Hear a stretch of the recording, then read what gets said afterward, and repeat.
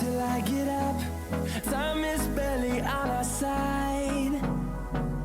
I don't wanna waste what's left. The storms we chase are leading us, and love is all we'll ever trust. Yeah, no, I don't wanna waste what's left. And on we'll go, through the wastelands, through the highways, till my shadow turns to sun rays. And on we'll go, through the wastelands, through the highways, and on we'll go.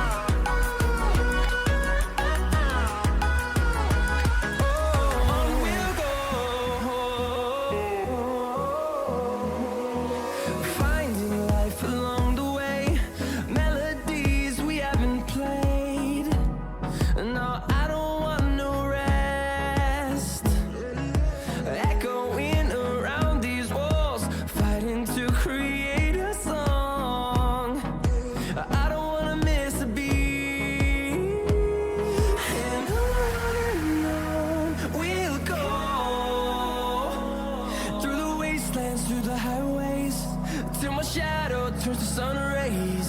And on we'll go, through the wastelands, through the highways, and on we'll go.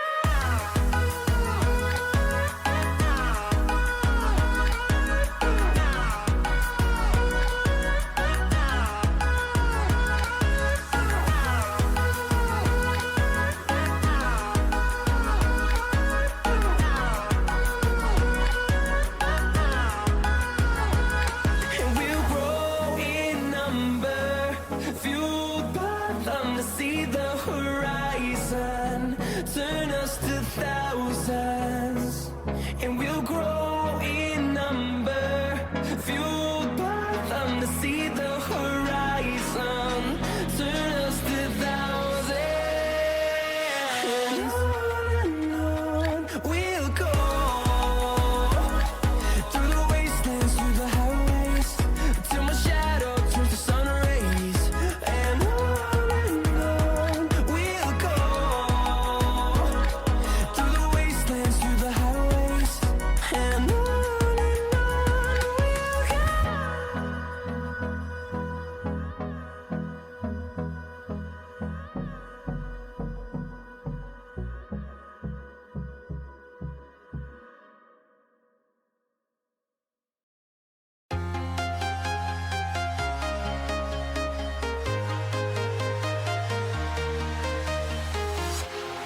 walking alone, the streets are empty.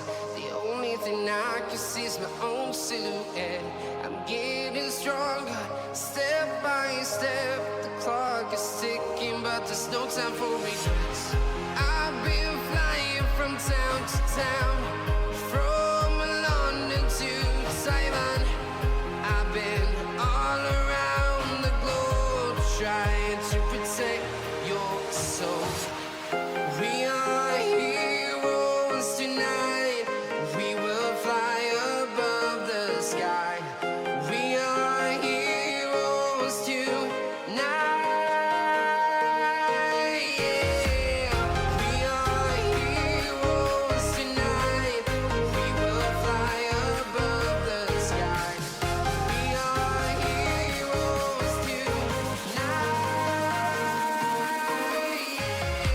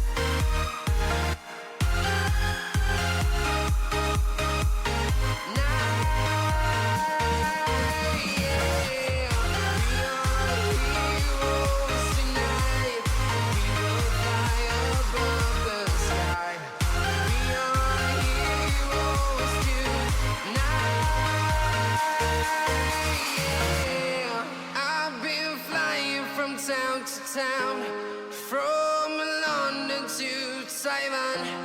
I've been all around the globe trying to protect your soul.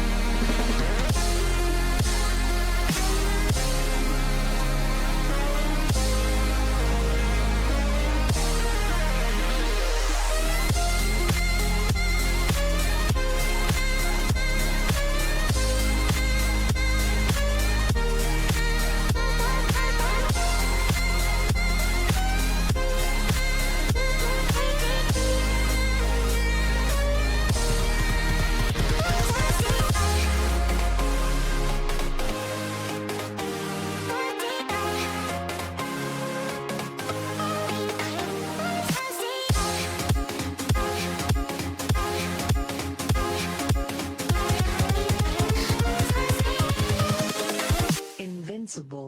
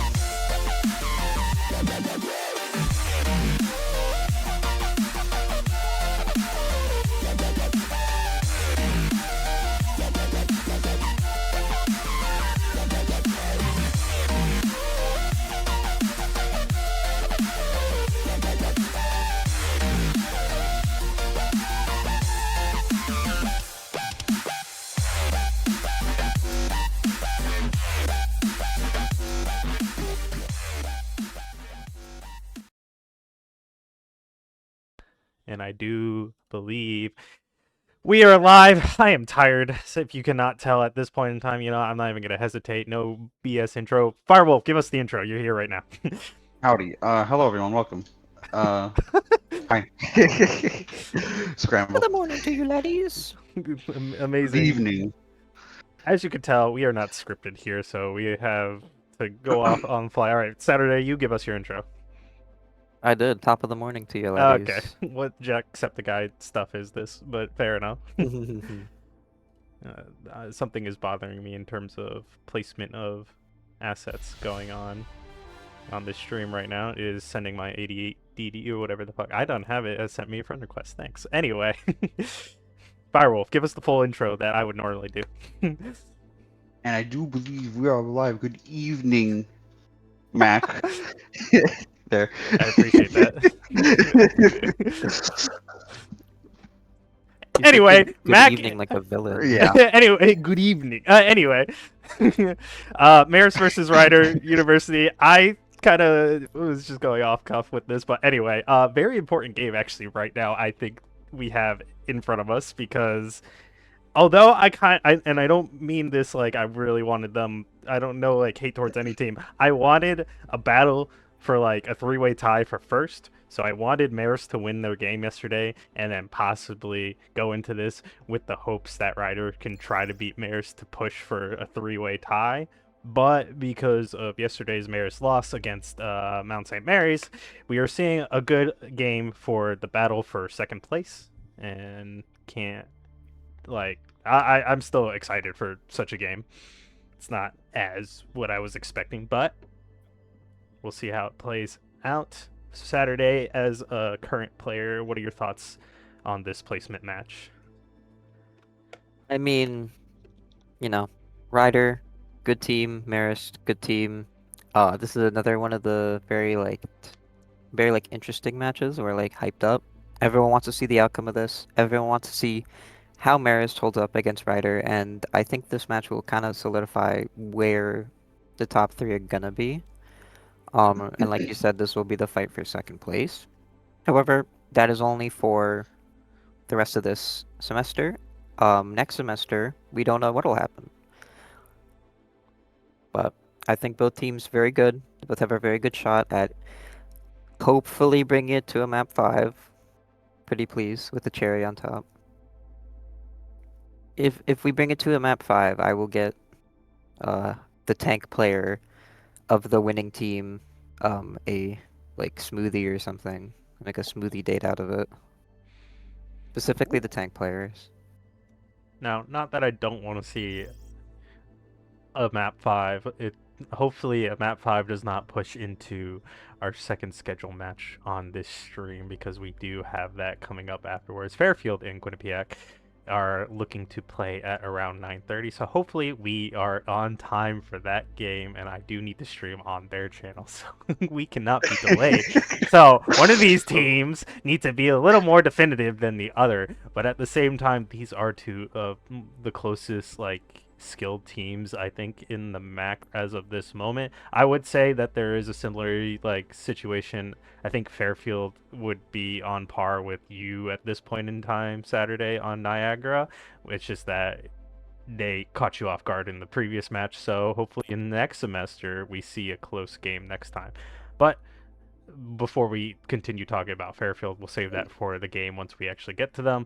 Back to Marist and Ryder University. Ryder coming out of a season where they showed a lot of growth last year, didn't really punch above what they normally, or what they're doing right now. They finished 7th or 8th last year, and now they're prospected to be at least either 2nd or 3rd. So big improvement just over the summer. So a lot of credit due to, I believe, the new talent that they have received, and a lot of the old players are gone. Sadly, that's the nature of college. However, except not for you, Saturday, your whole team is the same, so it depends on where your students are at the point in time. Well, I mean, for now we all are. Next year, it's going to be a big change. Fair enough. But that's next year. That's next year's problem. Fine. We don't worry about that. Firewolf, what are your thoughts on this upcoming match? Oh, no, like you guys said, this should be really cool. With both teams only losing to Mount and beating everyone else that they have come across. Yeah, Marist did play yesterday against Mount. Had a heart. I'm not gonna say a heartbreaking loss because it sounded like it was like down to the wire. But some of those maps were really close, and they played really well regardless. And that's even with Zerial playing. They played like honestly, like if I don't know if they had Zerial, I'm not sure if Mount come up with a W. But the fact that Maris were able to be that close with them is really telling, and I think they're going to be ready for today's game. And Ryder, on the other hand, having a really good season. They've had some extra time off because their game was supposed to be last week, I think, and then it got pushed to right now. So we'll see if they were able to get maybe some more scrim time in, and yeah, should be a should be a very good game, I think. Definitely will be competitive, in my opinion. Should be competitive at least. Competitive. It will be indeed. I'm looking to see how this holds up. I know Dax likes to do his research, so Marist over there definitely has plans coming into Rider University, whereas Court just likes to forehead the same composition time and time again. So hopefully that can work for him. Two very vastly different ways of going at this game. We're gonna get to see it once we get everybody in the lobby. I'm pretty sure we have most players free. I'm not sure why not everybody's in here. But it is what it is. Most likely going to be starting off on Lijiang Tower, as most games typically do. There is the rare occasion. I think we have seen Samoa randomly start off, but I forget. Whoa! What? Which game did who did Samoa? I think it was a Fairfield match that started Samoa. Yeah, it was a Fairfield match that did Samoa. My goats right there. I wonder who that was against. I'm trying to think who that was against. I know we did Ilios against Marist. Was it against Ryder? It might have been against Ryder, actually. I'm unsure. All I know is like, or was it was supposed to be Marist against I forget against who. Might have been against Fairfield that wanted to do Samoa. No, against Niagara that wanted to do Samoa, but Fairfield beat them to it. Either way, that was back during those weeks, whenever that happened. A long time ago. Can't remember. Anyway, what's the third map in the pool? Does anybody know? Saturday, I guess. Ilios. Oh yeah, Ilios. We took Marist to Ilios in our match. Fair enough. I'd be interested to see Ilios once in a while, but I'm pretty sure these teams are not practiced up on that, so most likely Lijiang Tower once Cork actually sets up the lobby properly. Anyway, yeah, I guess we talked mostly about these teams. I'm just kind of really interested to see where we will be at the end of this entire series. Like we said, it's the second place match. It does also define like the third place team, but like this top set of three is very close, but Mount is doing a good job at still proving that they belong on top. Now Ryder needs to show that that first week was a fluke, and Marist needs to show that literally yesterday was a fluke, and that they are coming back for Mount at the end of the day. So I just realized all of Maris has the anniversary icons. Yo, shout out to you guys. the golden icons. I do want to point out Rogue 6 seems to not be here. Interesting. I don't see him. Oh yeah. Tis true. For some reason, I done have it being the one in his current position, but Rogue 6 being a menace in certain games we've seen in the past, so I'm wondering how well that will play. Maybe we won't be going, no, Rogue 6 on that Lucio, no matter what. If we go to Ilios, Lijiang, Samoa Samoa necessarily isn't ideal for Rogue 6, but Ilios still holds good for him. That's kind of no way. Cork Seems has... like we are going to Ilios. I guess we are going to Hazard. You can now get crit in the spike guard. Yeah. I'm pretty sure that's just him being called out and not a ban. So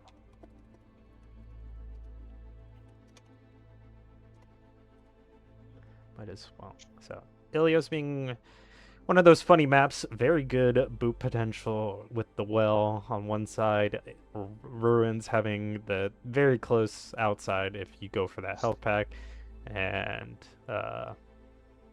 Lighthouse also being relatively close to the boop. I'm gonna pull a funny, and I am gonna call out your teammate real quick. Going off the map on ball way too many times, but one time on Ilios, in Lighthouse specifically, Saturday. I don't. You know. Hey, I'm not. I don't play ball, so you know he does it. I can't say anything good about it. I'm sorry. I'm trying to spin it to be, you know, he's doing it tactically, but it's not. Bro's got to study up them Yeetle VODs. Needs to maintain it, control his momentum. This is true. That way he doesn't just fling himself off the map again. But anyway, we are going to be seeing a Genji ban coming from the side of Rider University. Savage Cabbage and Banana Robot being the DPS players. I forget which one of them is kind of good on Genji, but I know one of them does play it. So there's that D.Va. Those are some. Once again, I will say those battle nets are amazing. Banana Robot and Savage Cabbage, amazing. Hey, I think they're at least, D.Va but- ban is interesting. We might be seeing a Hazard Mirror. Or maybe we're going to see Dax on the Hog. Oh. I Would think not it'll. mind I think seeing it will Hog. ideally depend on the map. If we're going to well, I will not doubt that we won't see a hog. That we will see a hog. If we go to the other two, less likely. But yeah, the D.Va ban, I'm pretty sure, is a good early. I'm not sure if it's good early because Wait, who banned D.Va? Rider? no, Oh, Marist. Marist. Marist Okay. banned D.Va because I'm pretty sure Corked has been practicing the D.Va, and he talks way Ooh. too much to the enemy team, so they're calling him out on it. But yeah, D.Va ban early. Kind of interesting. Cork being known mainly for the Junker Queen as his bane. We do have ISO and Chunky relevant on these games. Typically those DPS have been what's it called, issues for players. So yeah, it's a good thing we did not transition into the screen because Cork forgets to disable the characters. However, I feel like you should be smart enough players to honor rule it and just not run those characters if you forget that, but it's whatever. Thanks, Corked, for following the rules, I guess. The only reason I always think of, like, if you're trying to stall and let's say Wrecking Ball is banned, but they didn't actually ban him in the game. I wonder if teams would go ball to try to stall, but I'm like, no, he's banned. Yeah, That's just like out of habit. Fair enough. It's gonna be, I'm gonna throw the name of this point for a second. Ruins. Yeah. So instead of going to Lighthouse like we were prospected to on the first time for Quartet restart, we are now going to Ruins. And as we said, no Rogue 6 this time. I don't have it. Is going to be in his place 100% for this map. Maybe he'll join us late, but we will see.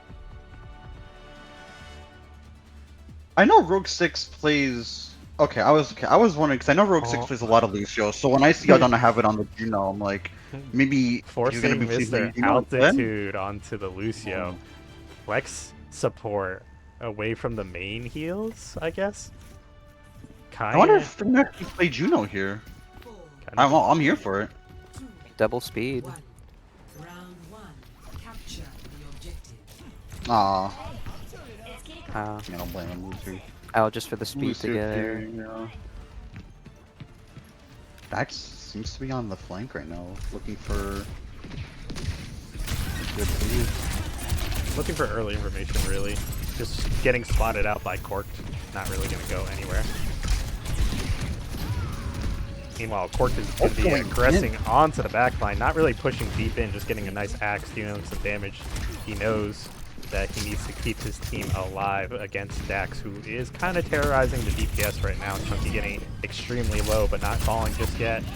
Marking that ball, and right now we do have ISO and Banana Robot on those tracers right now, but who's going to be doing a better job at disrupting the back line is going to be up to these teams and their players. Parzival being brought low, ISO being brought low. I'm not sure if Ryder's in a good position to maintain this point right now, as they are going to be starting to get run over. Corked alone on point. Chunky and ISO are nearby, but how much damage could they do? Ultraviolet does return to the point with that TP. Kiriko having some crazy movement damage, and all in between. Chunky putting in some arrows to deal the damage. Mr. Altu goes down, and what started to look like a good slow push from Marist has now been brought to a halt as Ryder maintain control, and we are currently 35% end ticking for them. Dax gonna be swapping over to the Zarya here. I think I like this. I agree. I think Zarya's into this comp is a lot better than the ball.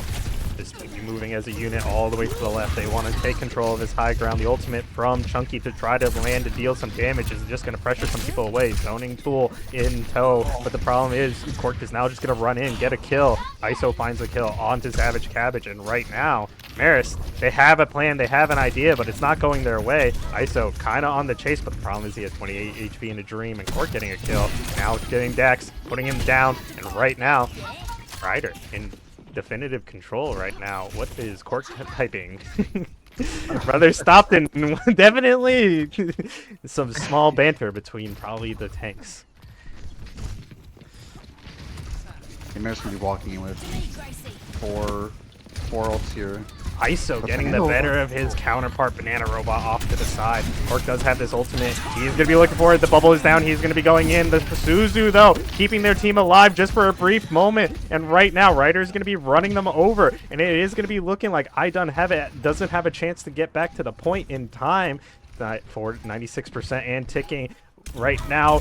Oh, Banana Robot. Oh. I was trying to get the words out of my mouth, but Banana Robot was trying to get off to the side, so close to the touch. I don't even think even if he lived, he was not going to be able to touch in time. So Ryder starts off strong on Ilios and lead the series so far with just 1 point, but not a map yet.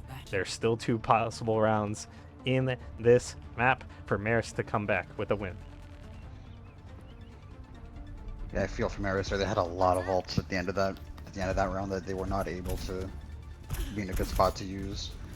But Dax gonna be matching the Queen now, I think. So looks like we're gonna be seeing this flat out mirror here, except for the DPS, of course. But I don't have it going back to that Juno, probably just for the double speed. Cork is actually gonna be on the hazard. I was not kidding. Hazzy boy. Hazard may be nerfed. Might be taking a lot of damage now because of that block, but maybe it's because he was expecting the the Zarya to still be played, so it's not like there's a threat of headshot face tanking a tank. But at the same time, Parzival jumps in to try to help Cork, and at the end of the day, that actually gets him caught out. All of Marist pulls back to absolutely eliminate him, and then Cork has no mobility to get out. Instead, he just gets out by going back to spawn real quick. ISO just chilling in the back line, being a bit of a menace, but is not going to live this one and goes down. Banana Robot returning the favor from previous maps, from the previous map and getting that kill. Dax able to find 2 picks early that fight. Did a really good job of Dax talking.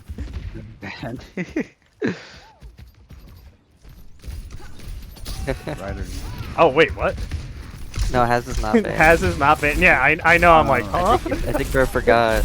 Bro forgot. I think he just called Corked out on the ban, or on the Haz. Thought that was the ban. Forgot they banned Diva. I thought Dax was. Bantering in DM for a second, but you know, instead he was actually trying to be serious for a brief moment, but a little slip up there. Chunky actually gets a kill, but then goes down himself. ISO gets I Done Have It. So right now I think Ryder is actually in a good position to do some damage. There's not a lot of heals for the side of Marist, but there is more than enough. Time for the reckoning, as right now Dax is going to be going in to just try to stay alive. He almost gets scooped into the hole, but because of that tank knockback buff, does not get knocked back as enough. He does not go in the hole right now. Ryder not finding the easy kills that they want. Cork does have this ultimate, so we will see if it comes down. He's going to tear it down. He's going to be finding a support, and right now, this support in Mr. Altitude is getting all the heals he needs. Needs a lot of utility from Cork himself to try to secure this kill. And everybody else from the side of Marist is still going to be up for a little bit longer, as ISO sadly is going to get the kill at the end of the day. I don't have it. Now no support for the side of Marist. Dax does go down. And right now, Marist has a good strong lead on Well, specifically 87% compared to Ryder, who just took the point. So plenty of time for them to retake. They can just build their ultimates, do some dry fights, let Ryder burn their ultimates if they need to. But they also can't give them up too much time because Ryder is down 3 significant ultis. So don't want to give them that time to build up. Dax trying to force point here. Dax going into the point wall.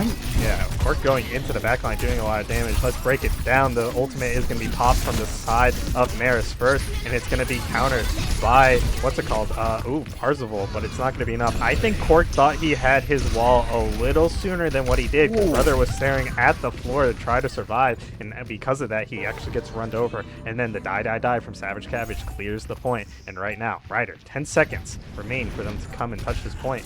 Otherwise, we're going to have an even series so far.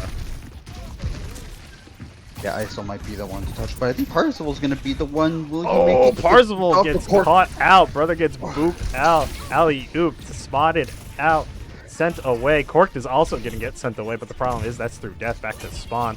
ISO is going to be bombing out here, but he is not going to be catching anyone out. Chunky gets the kill. He's going to be looking. Chunky getting 2. He does have his ultimate. He's going to be popping it. Dax is going to get caught out by it, but the problem is now he's going to get caught out by Dax's ultimate. And right now, all that remained was Chunky, and Cork, slow on the hazard, cannot return fast enough. A better? I'm gonna blame the Haz. There's no two ways about it. it really was like, why did we switch the Haz? He felt like being a freak. He just wanted to hazard. Well, if he stays on the hazard. Let's see if he stays on the hazard here. You have to make the switch to someone, because there's a lot of just frontline pressure with the Queen, Reaper, like the headshot potential with the Kiriko, especially now that the Haz nerf got in with the headshot. I mean, yeah, going into this, that's not great.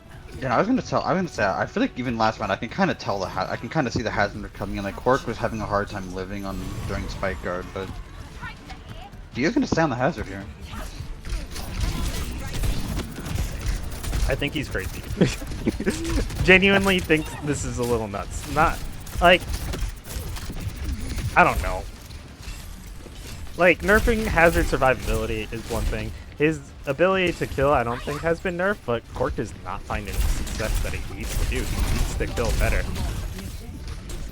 And it's just not going his way. There's kind of a battle here with Mr. Altitude and Banana Robot going on in the backline here with Christ, Ryder. Watching Cork challenge a Reaper with his right click up and still taking so much damage is so sad, actually. Oh, but Ryder is just somehow doing a good job at, right now it's Dax against the world. Dax and friends, more like Dax alone right now. Just being on the point with the friends being the Ryder we made along the way. Marist did get control. I didn't even realize that. So they were able to get about 20% through that stall. Yeah. What's it called? Ryder mainly gave up point, just looking for the flanks and looking for the kills as best as they can. Chunky getting a kill, crazy. Chunky already has his ultimate on lock for this point. That's kinda quick relative to everybody else. ISO, being Tracer, technically has one of the shorter ult cooldowns. So them getting it, Chunky getting it significantly faster is crazy. The ultimate does go out. ISO is going to be trying to go lapse on that ultimate to help his teammate. And at the end of the day, it does secure the kill onto Savage Cabbage. And right now, Dax is put on the wrong side of town right now with that hazard wall. He is going to be put into this fight with him. But the problem is Junker Queen has a lot of survivability. Hazard does not. Oh, the wall keeps him safe once again, but Cork is just eating damage and going back to spawn. The bomb comes out and it connects with nobody. Kiriko off the map. I don't know what happened exactly there, but I did see her try to come back to life for a brief moment. ISO just sneaks onto the point to try to stall it out for a little bit. I think he saved 1% for that, but fair enough. Hazard with the ultimate online, but that's about it for Ryder. We are going to get both ultimates for the supports coming soon, but Marist is not that far behind. Undone Habit's going to have his, and Mr. Altitude is going to be the slowest one to getting his, but everybody online for Marist other than Mr. Altitude. Yeah, if I'm Ryder, I think I want to go like really soon before Mr. Altitude. The ultimate is going to come out out immediately onto this point from the side, catching out as many people. He positions himself pretty well. Only one fall, and the beat from Mr. Altitude is going to save a good portion of players. But the problem is now Ryder is killing them all. ISO gets a kill onto Mr. Altitude. Court gets the kill onto Savage Cabbage. Banana Robot is going to be the one that here on the Tracer that remains, but I don't think he's going to stay, otherwise he is going to die. But we are going to be seeing Dax fighting for his life, but the problem is his life is going to go off the side to get back with his team real quick. 65% and ticking. Ryder is now in control of this point. Yeah, and Parzival has beat for Dax's Rampage. Dax definitely knows that Parzival has beat, so we're gonna have to see if Marist we're gonna see if Marist can maybe try to get the beat out early. Tracer gets found out in the high ground. Almost gets taken out by an arrow and a hazard wall combined, but it's not going to be enough. Marist jumping in. They know this hazard is alone. Savage Cabbage going in. Chunky is the first to fall. Parzival is now left alone. He knows he probably should not beat right now, and that was smart of him. If I was that Lucio, I would have pressed the button, but that's just because I'm bad. Clock's ticking. ISO goes for a kill, but gets nobody. Instead, he goes down. Right now, Ryder in a bit of a position where they might lose this fight due to lack of ultimates, but right now it's one tank ultimate for support ultimate, and I wonder if it's going to be worth it right now. Yeah, this really is just down to Dax versus Parzival. Whoever, if Parzival can live and get the beat off, then Ryder should be able to turn around. The pick on Mr. Altitude, but Parzival also goes down. Oh, I think Marist has this. Savage Cabbage getting another, and then another one too. Yeah, I think. Yeah, unless Chunky can have the fight of his life right here. Oh. Yeah, you hate to see that every part. Oh my god, the no! Court! No! Oh no. Oh, there's gonna be flames in the chat for that one. Court cut off his own teammate by accident. I don't think they were. I didn't even realize. I don't think they were gonna live it either way afterwards, but Parzival, I'm pretty sure would have touched the point last second, but Cork dropped the wall by accident in front of him. Oh no. Friendly fire is not allowed here. He took no damage, but he definitely blocked him. That was unlucky. What's so ooh, sir? Watching that's gotta hurt. That's gotta be. Oh no. Picked Ilios. Did Ryder pick it or did Marist? Ryder, I believe. Ryder picked it. Okay. They are the home team. Can somebody tell? Can Court change the names? But overall, I like to say that was a really Hazard actually showing up for the second map, or technically the third. I think it was better there than it was on Well. But yeah, I think it just came down to a play of like both Lucios got caught out first on that last fight. The problem is Ryder's Lucio was more important due to the fact that he had the ultimate to keep his team alive in that fight, whereas Mr. Altitude didn't. So kind of big rip situation there. Over Servasa. Oh. Ryder picking Servasa. It's gonna be Servasa. Not a typical, not my favorite, but you know, fair enough. But yeah, it's beautiful. I'm not sure how to look at both these teams right now. Marist did struggle very early on against who the heck was Corked on even? Originally on the first I think he was on Queen. Wasn't he on Queen? Yeah. Oh yeah, he was on Queen. Why did we switch off Queen? I mean, it proved very decent on Lighthouse specifically, but Yeah, kind of a strange change. I didn't think Queen was being pressured out enough. And yeah, just not necessarily misplay with the ultimates. We just had proper, like, both support lines were being the targets of that first fight to just open it up, and just happened to be the Lucios. Ryder lost it because of that. If Ryder had that beat for that last fight, I'm pretty sure we would be in a different situation right now. Series would have been led by Ryder. But because of that good pick, good timing, Marist takes map 1 of Ilios, and we are going to be going to Servasa as the second map choice. Ryder does pick it, but wondering what kind of bans are going to come in Oh, next. Reaper. Yep. What are they trying to enable the what's it called? The hazard still? He's not good. Don't use him. But we are going to be seeing Diva re-enabled because of the first ban coming from Maris. So yeah, I wonder if she will come through. But also wondering what bans can. If I see a Freya ban or like Tracer I mean, ban, Freya, Tracer, they could even do the Lucio if they want to, but I mean, because there's a couple good like target bans they can do against Ryder, but ban the Kiri. Marist, No, I'm just kidding. they can ban Curie, they can ban Lucio. If they ban They Kiri, can. I will hear Violet from across the state. Well, I mean, there's pretty like decent target bans you can do on Ryder. Marist doesn't really have that since I've seen a lot more diversity in what they play. Huh? What the? An interesting choice. Not saying I have seen Parzival pull out the Bra- Wuyong before, but like Bragar. Pragar. It's like Dax. I'm not in the game. I'm not in the match. I'm Dax. I'm not in there. You don't have to be scared of my Wuyong twin. Wrong Wuyong to be banning, but we are going to be being brought to Servasa with the Wuyang ban coming in from Maris is an interesting one. Oh, good. Can that's Court the get thing. things right? He didn't even.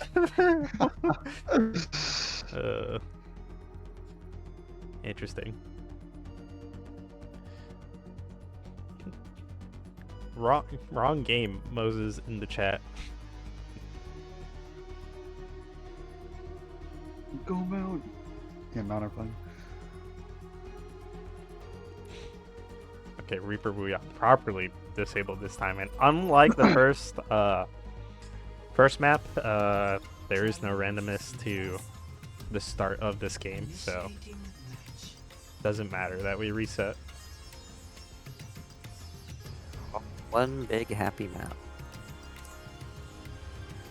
When I say big, I mean big. I swear to God, I'm gonna see Corked on Hazard and get tilted right away. I mean, if he wants to go the Hazard, he can go the Hazard. I don't think Maris is going to be complaining. Nope, we are. There we go. We are going to be on the Queen. That's the Cork we know and love, right? Yeah. Mr. Altitude on the Lari. Hopefully that's a okay, that was a hover, but kind of interesting one. Juno. You're gonna be seeing Might just Savage on the. The brick pick is interesting. They might actually be playing brick. No, wait. I know. Nope. Are they? I'm assuming they're going Juno for the speed and then switching to Kurika, right? Yep. Yeah, there Yep. we go. Banana Robot on the Genji. I think we've seen Banana Robot play a lot of Genji in their games. I think I've Yeah. seen Genji on a lot. Wow, the only difference Genji obviously in these working really teams well are Tracer and Genji. The diving DPS. Yeah, Genji does work really well. But I think Genji does work really well. Chunky So- almost getting caught out. Takes a shot and then almost gets knifed back in and killed because of it. Chunky just flirting with death right now. Absolutely, like, just living on the edge. Barely living. Right now, it literally looks like who can get the first pick, and it's going to be Savage onto Parzival, and I think right now Maris is actually going to be running this house and just keeping everybody out. Cork tries to go in, but he's not going to get anywhere except for his spawn once that kill comes through. Ultraviolet also finally going to get picked up. And right now, ISO on the run, but Marist knows not to chase necessarily, so they're going to let him go. Yeah, they don't have the greed that is spoken of in the Bible. Their greed sickens me.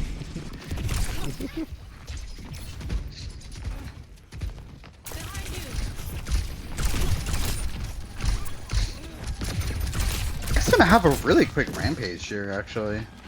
If Brad decides to recontest this, he could just close his point up. Absolutely cut them out. And right now, ISO trying to run over, just disrupting the backline. Dax and Savage have their ultimates, but now Savage no longer has his. It's gonna miss absolutely. Ultraviolet is gonna be the target in the sights of Savage, as he is gonna be, or she is gonna be very low. Still gonna be low in the backline until she finally goes down. Furies are the target, and kills are coming through. But can Ryder hold out? I think they're just gonna die and go for the next point.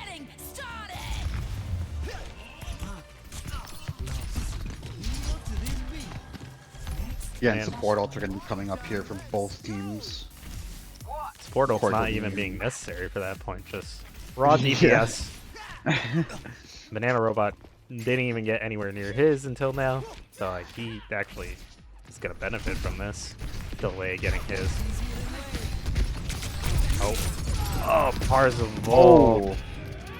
I'm not even sure what to say about that. I think he just like peeked the corner, got tossed in a little bit. Cork does have his ultimate. He's going to be looking to go in 3, 2, 1. Time for the reckoning. He's going to be finding 2. The beat is going to come through. Master Altu keeping his team alive. ISO is very low. It might go down here too. Chunky and Cork have to have a job and they have to do it right, but the problem is they're both going to go down, and now Parzival, the first to die in that first fight, returns to it, but has to immediately escape. And Marist, once again, in control of Saravasa. And Ryder's still having both support ults.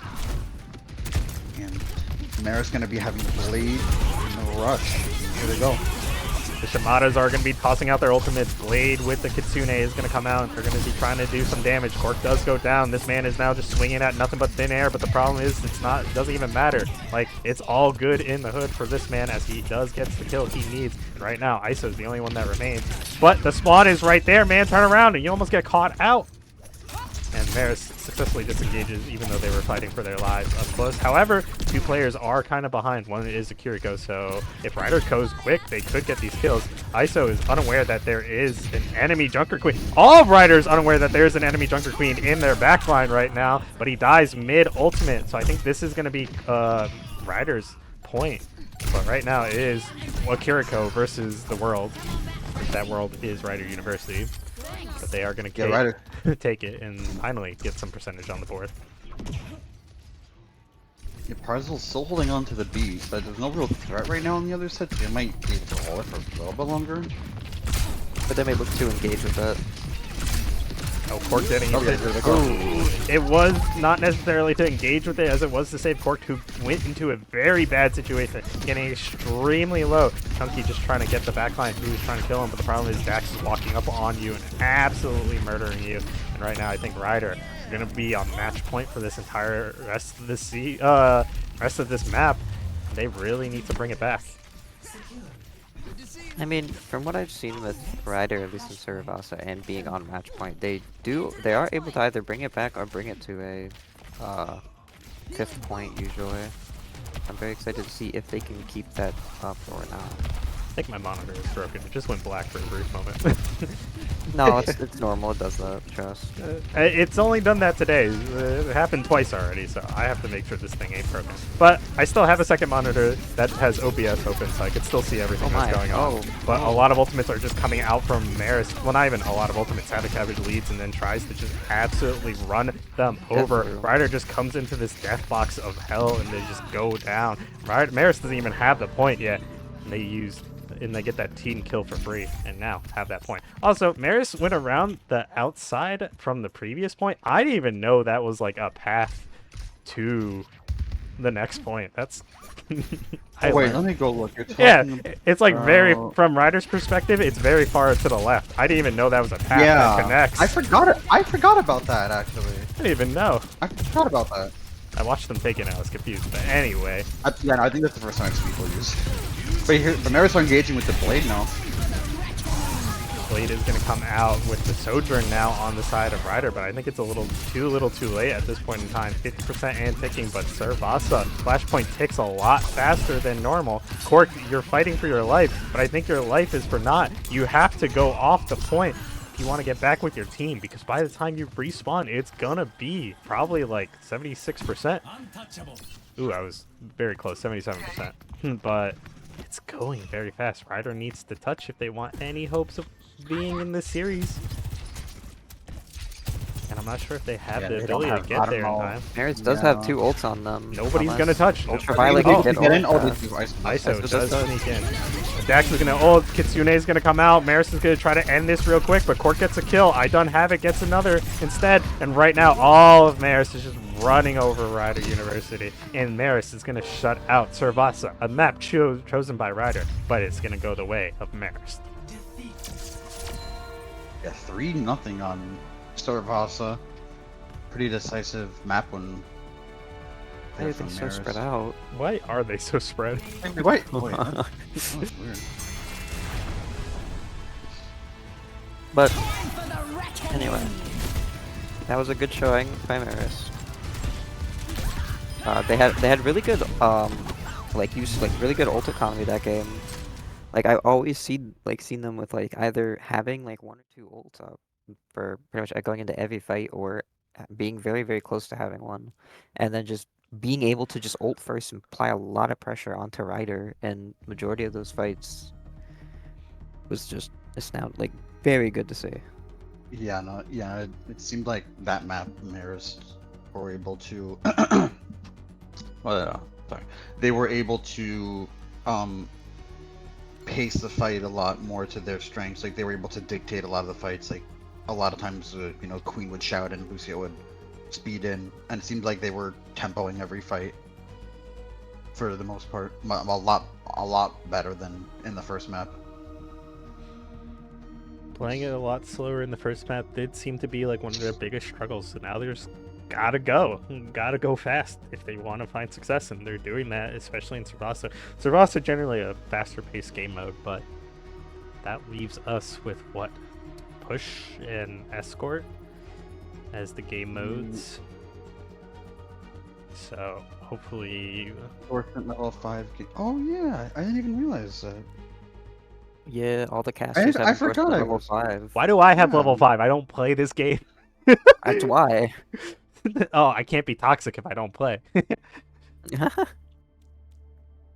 You can be toxic at Marvel Rivals, especially when they add that 18 versus 18 mode I saw.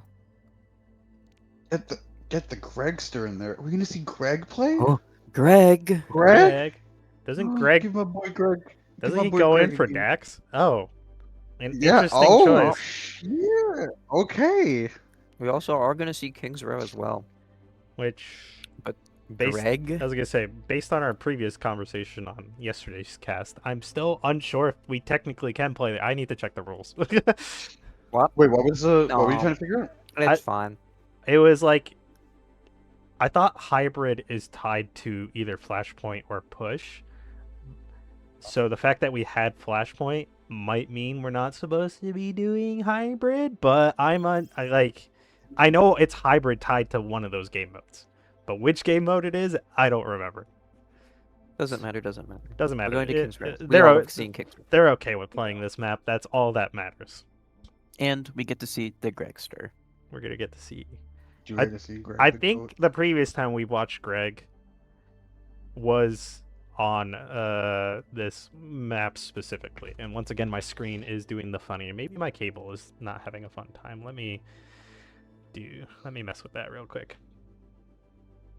Hopefully that does not mess up my stream. I don't think it did. We should be good. We'll find out. But I am very interested to see the bans.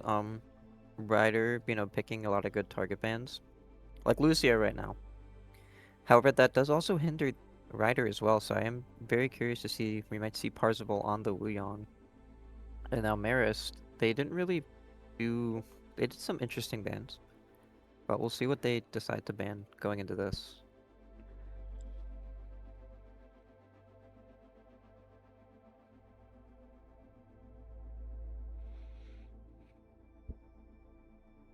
But Bring me- Firewolf, what are your... Bring me Reinhardt. Can we get a Reinhardt mirror up in here? Actually, we might even sneak peek. We might actually, I don't know. We could potentially see some Ryan in our next game, because I think when we casted QU Ranger, actually I think it was against Niagara. I think I saw Q come out on Ryan on one of the maps. So We'll see. hey, Bring me Reinhardt. Anyway, Saturday, what were you asking, Firewolf? Opinions on what is gonna happen this match or round? like what I think Yeah, like- they might play. Like kind of, comp wise everything. or strategy wise or anything. We did see. Actually, I think it was against Fairfield 2 weeks ago. Was it on King's Row where Ryder played like the Sigma with the Hanzo and the Widow, with like the Bap and the Alari? I think that might have been on King's Maybe. Row. So They might try might- that again. yeah, especially because it looks like they're gonna be defending first. I forget if Blue's defense and Red is Yep. attack. I think yeah. So if they're defending first, then yeah, I wouldn't be surprised if they pull that out because that seemed to work well. And Marist Greg, I honestly don't. I feel like I remember Greg maybe playing Junker Queen. So Yep, he he might. did. Yeah, so I wouldn't be surprised if we see just some more of that.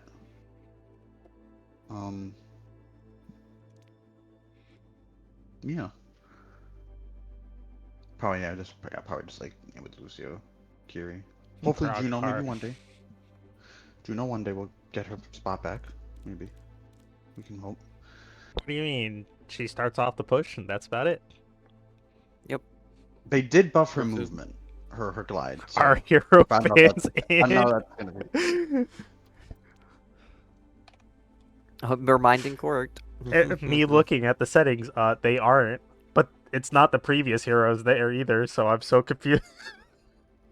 He took away the bans. He didn't put them in. Joy. This guy. But just going on back onto the Juno topic, one of my favorite characters to play, however, one of the worst supports right now, sadly. Even with the buffs, it's just sad. So sad to see her fall from grace as a Juno player. My heart breaks. Now entering. I feel you. Bring At least she it has. You know what? At least she has a really good mythic skin. This is true. This is true. Prayer Ban is interesting not because like it's unexpected, but because I am now wondering what Chunky is now going to be forced onto. I know early in the season, I'm pretty sure we didn't see Chunky on the Freya, as I'm pretty sure communications within the team was don't play her right away, but we found Chunky finding way too much success on that character, so they now ran it. But now in the final potential match point game, Chunky is going to be forced off that character and onto what is looking like Hanzo. We have seen him pull it out before, but I'm not sure how much success it's going to find early on. Ultraviolet just skating over here onto the point. No cares in the world. Chunky on Hanzo, I've seen him play Hanzo. He's actually very scary on the Hanzo, so I'm very interested to see how Marist goes into that Hanzo. I think it was against Fairfield. We saw his Hanzo I think it come was. out I think it was. out Also of on all Junker places. Town. Yeah, Junker Junkertown. Town. Yeah. The ISO Widow, the Chunky Hanzo double sniper composition was kind of funny. Oh, I do need to switch it. Not bad. Almost forgot.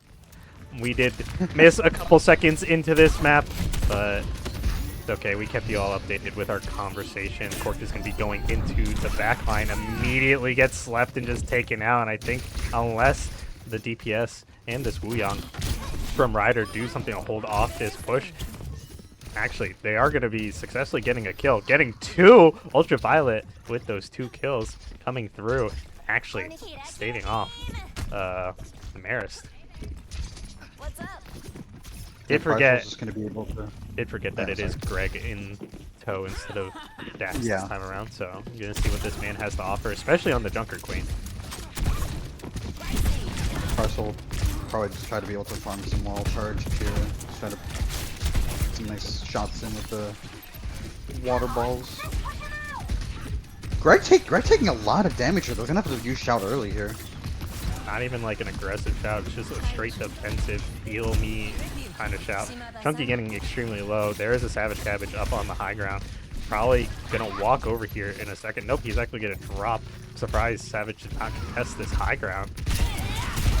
And instead, just gonna leave the low ground to Greg, who's just gonna be set up on this point, who's now caught in between a rock and a hard place. If that rock is corked and Chunky just shooting him from all angles. Right now, that TP does come through, but the side of Ryder is aware of where these players are, leaving one of the Shimada clan members to fight two Shimada clan members. And Ultraviolet gets the better of her counterpart, that being Mr. Altitude. Going for the long-range poke change indeed. Savage Cabbage is going to be on Cassidy this time instead of the Reaper. Ooh. Cork fishing for a nice kill, but not going to be finding anything of it. Oh, the Ana. Oh, yeah, Ana not able to make it over. She gets hit with an arrow and then picked off by Cork. It was a good shot from Chunky. Immediately disengages because he knew he was not going to be able to follow up on that kill. But Parzival getting a kill here. And right now, oop. Savage really wanted that kill onto ISO. It was valid effort, but at the end of the day, ISO comes out on top. We are going to see Ryder having almost all their ults going into this. And Marist as well going to have Nano and Kitsune, so maybe he'll be looking to Nano. Probably Banana Robot. Banana Robot not too far from the blade. Should get it in a long fight. Oh, ISO with a stick, but the Kitsune is actually, not the Kitsune, the Suzu is actually going to keep their team alive. Let's bring him to the wasteland. Cork is going to be going into the backline with that ultimate, finds multiple targets with it, and it's not, no Suzu actually being there for that ultimate this time around is going to be a lot more effective. Oh my god, Banana Robot just trying to dash out of town, but the problem is he dashes straight into a wall. Team kill for Ryder, and I do believe with the rate this is going, with two ultimates in tow for Ryder, this might be final fight, and if it goes well for them, this might be their map at this rate in time. But last fight syndrome is a real problem, in my opinion. It happens way too often. Oh, definitely. Yeah, definitely. ISO is going to be going into the backline with that ultimate. Wu Yang is going to be knocking down a few, but the problem is nobody's going to fall just yet. But eventually, I Don't Have It does fall. ISO looking for more, looking for that other support. They're actually going to be finding Greg first. And right now, these players, players are split across the map. Sral 2 does fall. And right now, Genji was about to pull out that blade, but it's not going to go anywhere. Ball with the Nano, tries to come rolling through, but the problem is he's already too late. Round 1 complete, and Ryder just needs one tick in order to bring us to map 4. Or we still go to map 4. No ticks. That is a possibility. We saw it happen with Ryder versus Fairfield.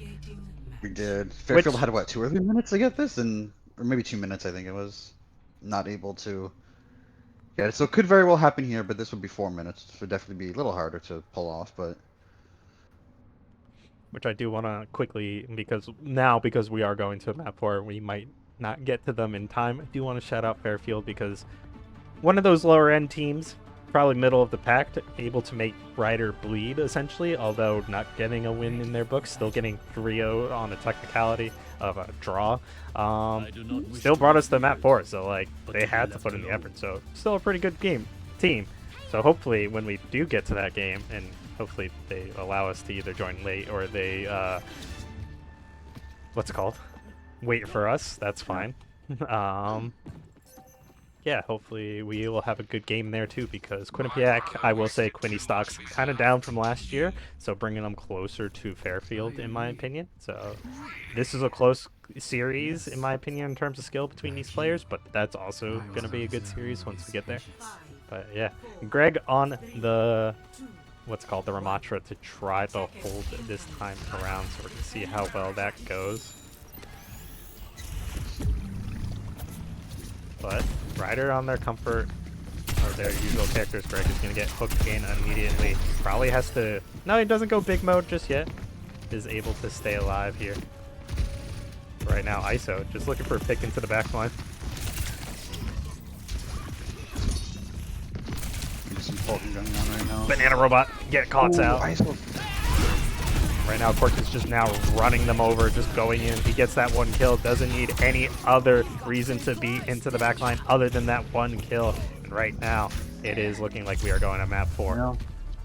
We're going to map 4 indeed. Ryder coming off with the full hold and able to get that first kick pretty easily. Just waited, just a little slow play, find that pick. As soon as that pick came through, more and more just started piling through. Snowball action coming in from Ryder. Easy win. And we are going to map 4. But this does put the pick in the favor of Marist. So hopefully leaving us with push and escort. Gibraltar? And you can probably imagine Dax might 99.9% chance coming back in for the next map. Leave Greg in. Go to Gibraltar. Leave again. They're going to Gibraltar, I bet you. Can we get some Greg love in chat, please? Would love some Greg love. I do not have that emote. I'm sorry. No. Anyway, what was I gonna say? Knowing Marist, we probably are going to be going to Gibraltar, and I'm curious to see if that is truly what's going to be their option. What are the other options of maps? Is Dorado one of them? For escort? Yeah, me for Greg, obvious. Yo, put me in. Okay. Put me in, twin. Aren't you now a support player, Firewolf? Yes. Yeah. So yeah. Put me in. I'm the closest to a tank player. Yeah.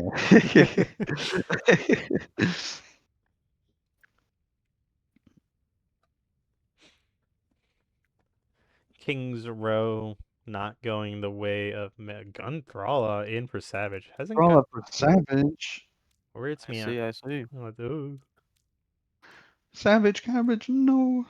Pretty sure 2 of these players are supposed to have only red POV, but we will hope that they are honor coding and not saying anything at this point in time. We'll see.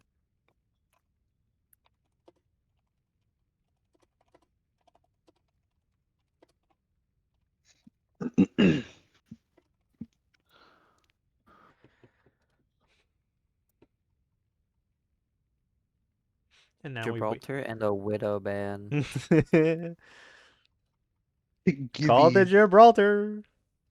But I was not fully. I know ISO is good on the Widow, especially for this map. It would have been a little menacing, but was not. They completely forgot about the Widow. I will not lie.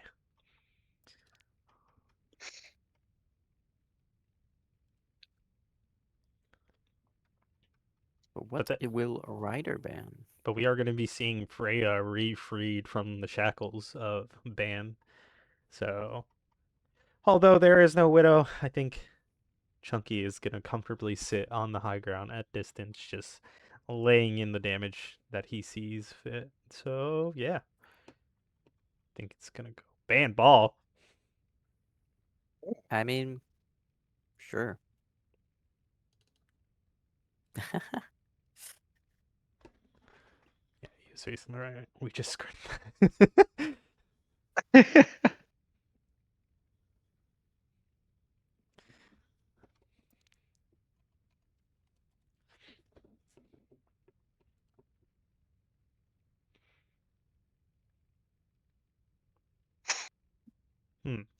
I do want to apologize for my lack of energy. I have a bit of a migraine. I don't know why. I think I'm taking Advil and it's not going away. I'm not gonna lie. When my monitor once again turned off, I felt like I had like a pulse of migraine, and I was like, "Oh no! Hopefully this doesn't kick my ass suddenly." Oh. Like I just had a random solo cast. just 2 people knocked out with migraines. No, I remember when I was in I remember I was in high school. I had a migraine literally all day, and it was like the last class of the day, and I was like almost falling asleep. And my teacher was like, he was teaching. He was like, "So we got kids sleeping in class, but I'm just gonna ignore it." I'm like, Bro, I never sleep in class. I have a fucking migraine, bro. That day was so fucking miserable, but Overwatch will give us migraines. yeah. And yes, we do have the bands in. So now we wait for Marist to are up, and I think we will be getting into our 4th map of the series. So hopefully it is going Always to love be to brawl interesting. through. It's always fun going on some dive maps, but every escort map is a dive map. Oh, Other hey. than I guess Junkertown. I was looking at my stream briefly, and I noticed like the little ticker that plays on the caster screen actually showed this current match. It's just delayed, so it only has the 1 point in for Marist. But interesting. But we are going to be going to watch point in Gibraltar for still match point for Marist, but Ryder is looking to bring us to a map 5. As Saturday predicts it, as Saturday wants, will Ryder give what he wants? But that is going to be leaving push open for the last map, and I'm not sure if anybody wants to get there. So Maris, please close this out. No, I'm just kidding. If Ryder's gonna give me something, it ain't gonna be a map 5. Are we gonna see the funny we saw yesterday? Are we gonna see the funny we saw yesterday?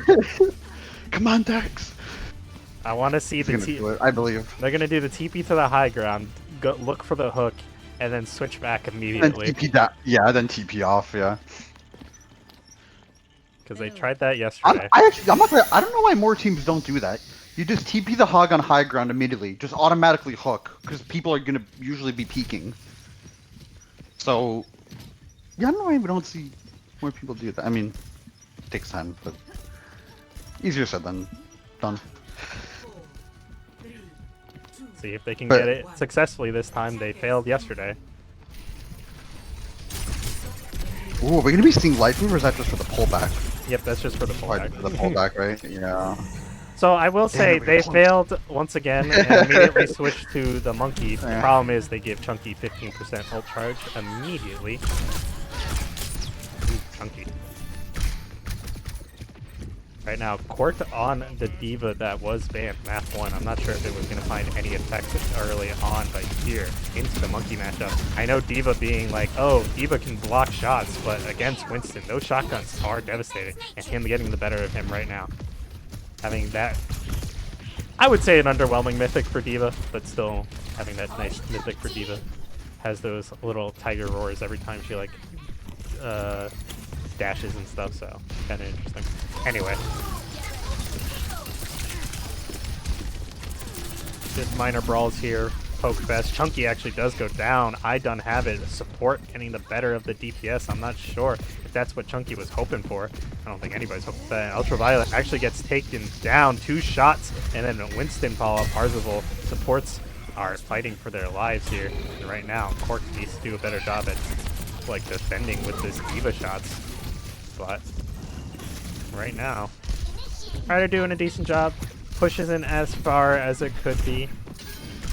Cork is just maintaining the point down at the low ground. Savage Cabbage or Banana Robot on this Tracer versus ISO. We're gonna see who gets the better of each other, but going back to the what's it called. Ooh, ISO. Yeah, Marist are just playing. Yeah, Marist are just playing for a nano, I think here. Looks like. But Dax doesn't get taken down. Problem is that Nano isn't almost gonna has a nano come. too. That Nano would have came through if Dax was alive a little longer, because that HP heals would have given it to him, but instead Dax just falls. But I don't have it. Does have it now. Well, he does have it. I do have it. There was no pun initially intended, and then I realized what I said. Mr. Altitude close onto his ultimate, trying to be anti-dive, but Cork is not really over-aggressing here. Might be more for, technically, the Tracer at this point in time. ISO actually almost dashing into a corner where he did not want to be, but the Nano does not come through once again. No, what's it called? No Nano Monkey. He does go down. Right now, reverse the tide. We are going to be sending ISO in onto the supports, and it does pick up a kill onto Ash, and Ana is very low. Mr. L2 got brought down during that situation where ISO was trying to run through with the ultimate, but nobody else falls eventually. And Ryder almost forcing something, but gets out just in time before they kind of get collapsed on due to, you know, It is close spawn at this point in time. Ryder doing an amazing job. The Nano, Nano Winston is going to come through, immediately crushing Parzival, and now that leaves the supports left to fend for themselves. Ultraviolet does get antied, but Ultraviolet almost getting the kills that they need to succeed here. But the point is still at the bottom. It has gone nowhere. Ryder still has is in a decent position, especially with this bomb from Cork. And right now, Dax is getting counter-dove as soon as he jumps in. Be Purified says Ultraviolet, as they are looking for the skills. Cork is up here on the high ground. He does have this bomb, and I think he's going to drop it. It is going to be in a decent position to block a lot of stuff going on. Cork, Oh, he gets back in the mech. he does get back into mech, even with Bob shooting him. I'm going to give so much credit to Violet for that one. I'm assuming some of Buddha got to him and just boom. Now we're keeping alive here for a second. Now Marist is on their last fight. Dax is in a bit of a dangerous position with 200 HP and a Dream. That Dream, Cork is trying to knock. Kiriko ultimate is going to come through. ISO gets the kill, and right now, Ryder is looking to run over Marist as best as they can, but they don't even need to do that, as they just keep everybody away. And round one is complete with a decent push that we have seen held back further before. But is Marist able to do this with so much pressure on their shoulders? 4 minutes, and Ryder can be bringing us to map 5 potentially. Yeah, I want to give a shout out to ISO. Pulse bombing, I believe he pulse bombed Banana Robot, and that's sticking a tracer with Pulse is not the easiest thing to do, but yeah, Banana Robot obviously not having recall, and that really set that fight up. Yeah, that was a really nice hold from Ryder. I'm gonna give more credit, as I just did previously, to Violet. Because as a Diva player who's been shot by Bob way too many times trying to get into her mech, that's not that easy. You need one source of healing for like one instance to actually get into mech. So the fact that it probably was Violet that got some healing off onto Cork to allow him to get into mech, that fight wouldn't have been there without her.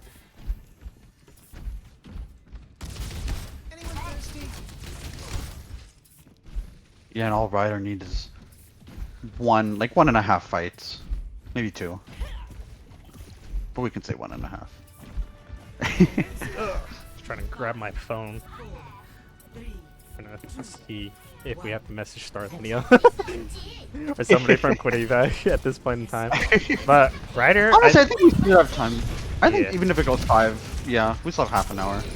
but Yeah, I think Ryder's main goal should just be play their walls, look for poke, force the point to push with Cork taking way too much damage, but they just want to push this point. And And Marist is taking so much much damage to Parzival. Dax is extremely low up here, and I think Really, that really low. everybody's just dangerously low. The Oh. boosters, the damage. I don't think Cork doesn't have the boosters yet, but the double booster kill. Oh well, one was a melee, and right now That might be the map. They're getting staggered. they're getting. Oh, but ISO gets taken out by Mr. Altitude. But Banana Dax Robot, really I don't needs to think they just be here. Three on point. Yeah. Is Dax actually going to touch? He does have the Doomfist, and he is going to be able to survive. Who's contesting right now? Banana Robot is going to be brought low, and Dax is going to be the last one there. I don't think anybody could touch. Mr. Altitude is just going to get denied healing with that DM right now, and I think Ryder is going to run it down into a map 5. Oh, I knew Gibraltar was coming, but I don't think they expected this outcome right away. Ryder University in Marist University. Is it Marist College or University? one of them probably. It has One to of be them. one of Yeah. them. Anyway, Marist being pushed to the edge. Map 5 is what we're going to see. And honestly, win or lose, I'm excited for this outcome for either of these teams at this point in time. is this the first map 5 of the MAAC? I think it is. Yep.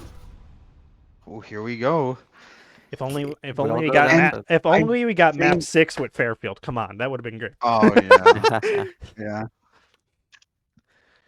We're gonna see Savage Cabbage coming back in. Oh, Dax And already going- knows. He's going New New Queen Street, Queens Junker Queen and Band. He Junker knew that Queen Band, immediately. bro. My dude knew that immediately. Ooh, bro is Immediately, he locked. said New Bro Queen is Street, locked. Junker Queen Band. I will say after My boy is so locked in. I will say after doing their stream last night, like Marist was like originally between them and Mount. It was basically as soon as the map ends, boom, they were saying it. It was crazy. So the fact that Dax is now on this, he's locked in. I can feel it. Oh yeah. Oh yeah. No But more. yeah, No more games.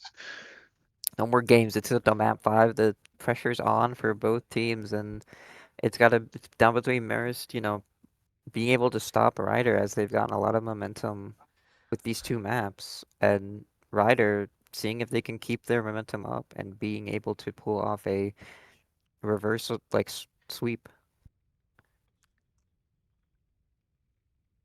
I will say even we will have at minimum, I believe, 10 minutes between the maps. I did invite some of these players to join us afterwards, so hopefully we get to talk with them. Ooh. Oh, like from either team, Or- whoever wins. Yeah. Oh, Ooh, interview. yes, please. Fuck, I gotta think of questions I would ask. Well, we have to wait till it's uh, like who. I'm gonna see a sim ban on yeah, the that's side of Ryder.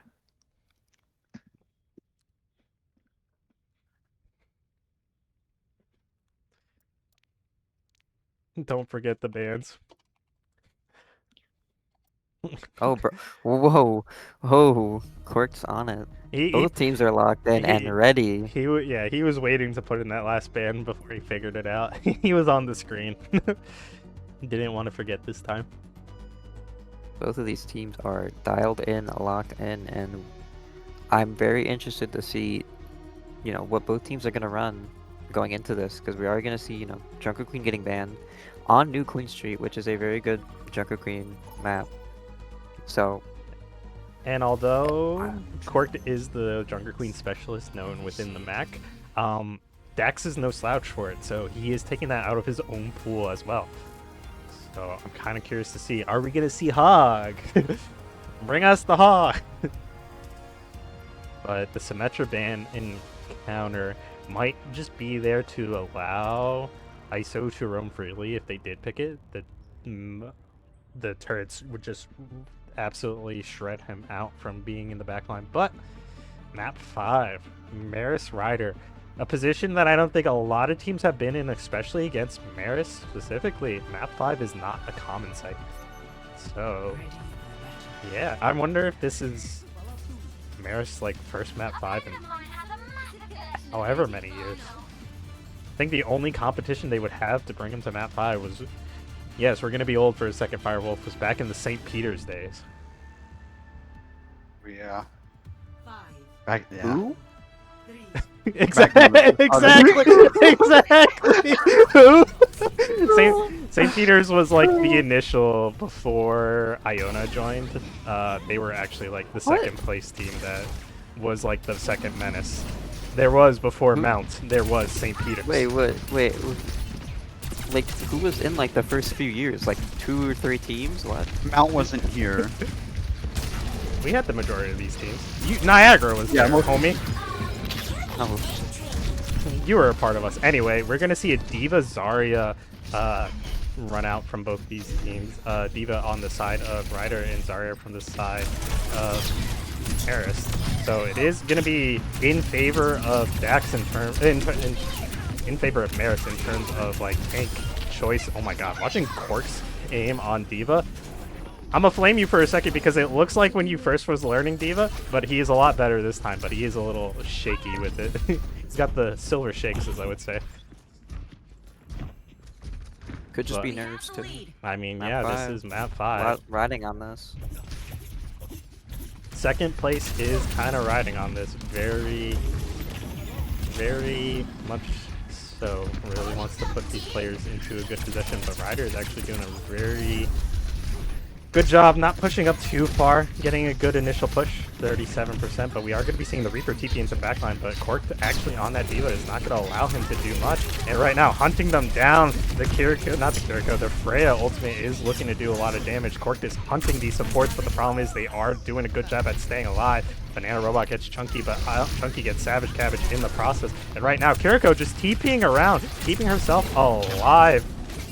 Doing a good job. Mr. Altitude just being there. Actually, not even Mr. Altitude this time. That's I done have it. Cork really wants to get this this squish kill onto Dax, but he's not going to find it. The evasive maneuvers is not going to be enough. And now Cork has no mech. Zero Suit Diva on the point, and now she's going back to spawn. And right now, Marist is looking to increase their lead right now by just running over Ryder, but Ryder does a good job at keeping their distance and not giving up anything.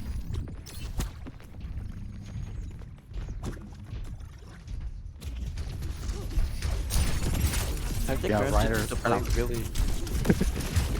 Sorry. I think Marist just needs to play really aggressive into this. It seemed like that was working well for them, and at least at least on Saravasa, and it worked really well. They use ult Yep.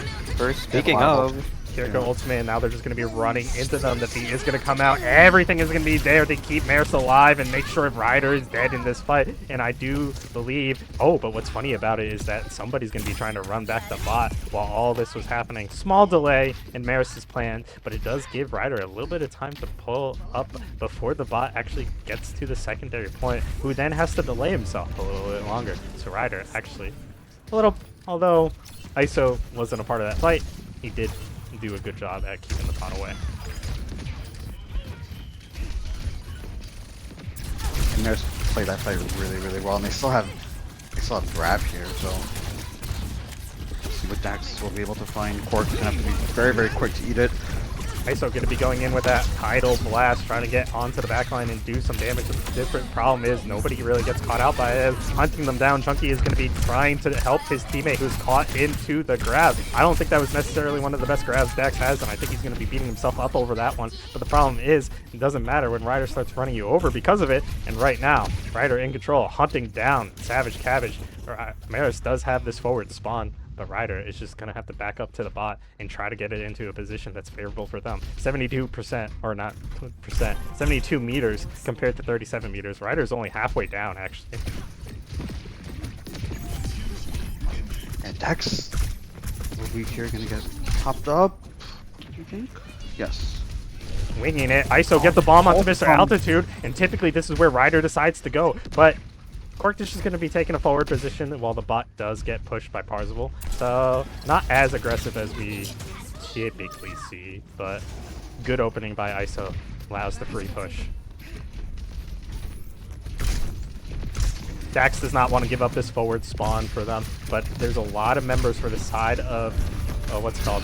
Oh, die, but nobody's going to be doing just that this time around except for you. Ultraviolet gets the kill, but Cork is going to be losing his mech, but he does have ball. Refresh melties, as I like to call it, but who else is going to be falling in this fight? ISO is going to be fighting Banana Robot, and then Mr. Altitude is also going to be rejoining the fight just to die, and Dax is going to be trying to go in, trying to get that damage. I saw him look at the ground thinking he had ultimate for that, but he was 30% away, and right now, Ryder is looking to take lead. But that's the thing. This push is still in anybody's game. 4 minutes and 50 seconds remain on the clock, and we will see how this turns out. Yeah, super, super close push game. Dax is coming back with grab. I'll be looking for potentially a grab pulse combo here. Instead, they're just going to be spotting out as DPS who was alone off to the side. So now they're just going to rush him down, and I think Ryder are just going to be losing the numbers at this point in time. Bot not going anywhere as these players are really fighting for it. But right now, Ultraviolet and Cork, Zero Suit Diva, and a Tracer fighting for their lives, and they are actually going to be getting the better of them. Cork is able to remeg. Mr. Altitude caught out. ISO trying to fight for his life. Now it's going to be everybody against there. Ultimate from onto Savage Cabbage. Ultimate from Ultraviolet to keep this push alive for Ryder. What looked was going to be Marist's favor for a little bit, but not going to be the game just yet. It's just got shut down, and now potentially putting Ryder even closer to bringing us to a series win. A reverse sweep is going to be crazy. Yes. Why is still getting pulled down by the Curious? That should give Marist a window. They really want to get Dax right now, but the bomb is going to come out. Refresh ultimate, but it's not going to be refreshing anything when Cork does get burnt down immediately. So now Ryder needs to back up. They have 3 minutes to play with. They might just want to play with defense to try to keep this alive in their favor. They only have about 40 meters over their opponent, but they are like 2 good fights away from winning this game. I do want to point out that Marist does have 4, almost 5 ults. and But- so if they are able to use them very well, they can find like a lot of success. Idle Blast to send ISO into the back line and immediately get an ultimate. Oyster Altitude gets bombed and knocked down. Even with the B, he does get bombed and immediately taken out. So right now, it is Cork and ISO in the back line. These two typically find success. And right now, can they find it? Savage Cabbage does need to TP away. And I think Cork is a little bit caught out. I don't know why he went that way, but he does keep himself alive for a little bit longer. ISO still being a menace in the back line. Cork needs to return to his teammates so he can get those heals. And although Marist was in control for a little bit, they do not get any more than about 5 meters from that push. I thought Cork almost ate that, but keeping Violet alive. The bomb from Banana Robot gets shut down, and Cork doing an amazing job on Diva to keep them teammates alive. Ultraviolet does not fall, and I do think Ryder is going to be turning this fight in their favor. And right now, Banana Robot in a bit of a position where he does need to dash out. He doesn't have any more dashes, but Ryder cannot catch up. So right now, they're just going to be pushing the ball. Dax switching over off the Zarya.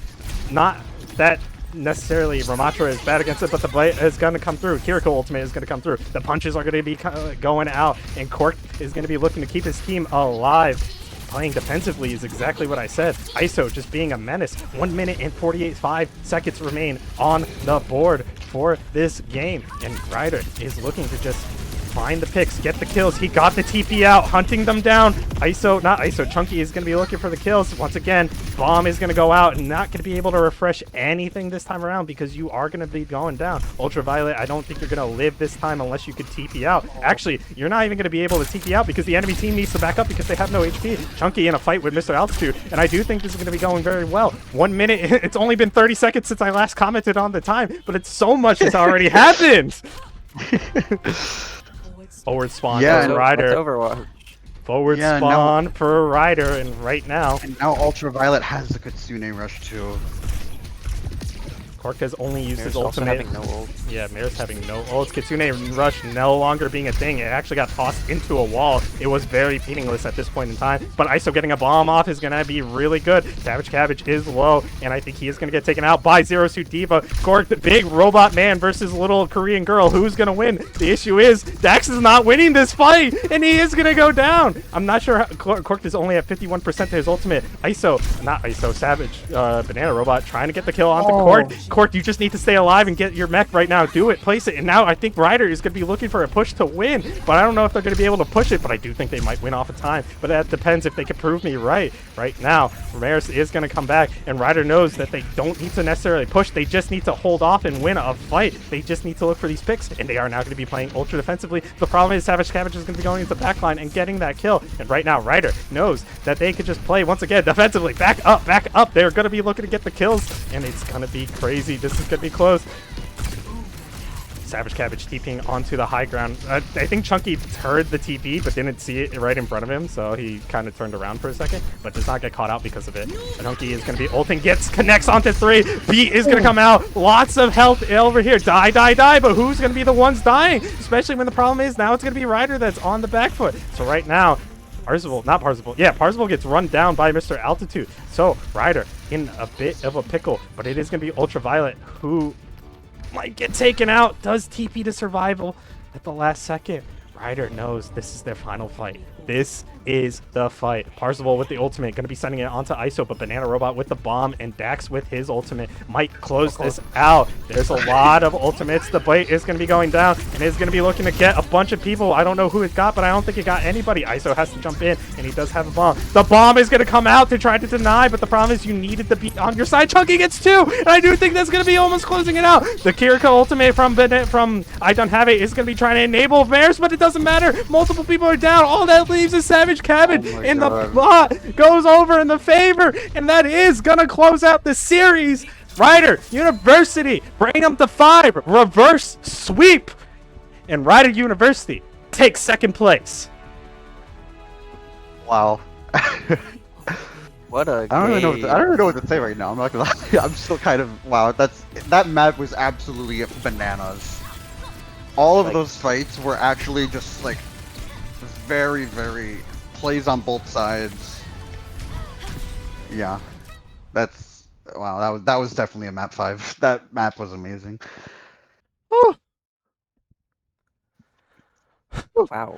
first map 5 and it's like this, crazy. And it's a reverse sweep and is oh It's a reverse sweep too. oh Marist, experiencing that yet again, sadly. Because last year in the finals, Mount did that. But it is still only the first half of the the the year, the season. We still have the second half. So anything is still possible. Marist could be able to make a comeback. Yeah, Ryder they might be will. able to Yeah, yeah, grow they will more. play each other again, right? So, yeah. Yeah. um, there's always that. But what some crazy games that was. Very I'm just It's gonna be hard to top that. I don't know Oh what yeah. that was just Yeah. crazy.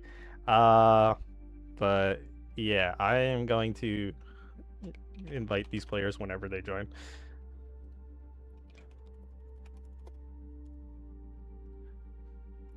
But We do that have a was couple an minutes. amazing series nonetheless. Indeed. I never gotten so much more like into it. Like especially at the end because like the reverse sweep was intense for it to happen the way it did. Yeah. It's amazing. What's it called? Okay. Give me a second. I need to fix one thing.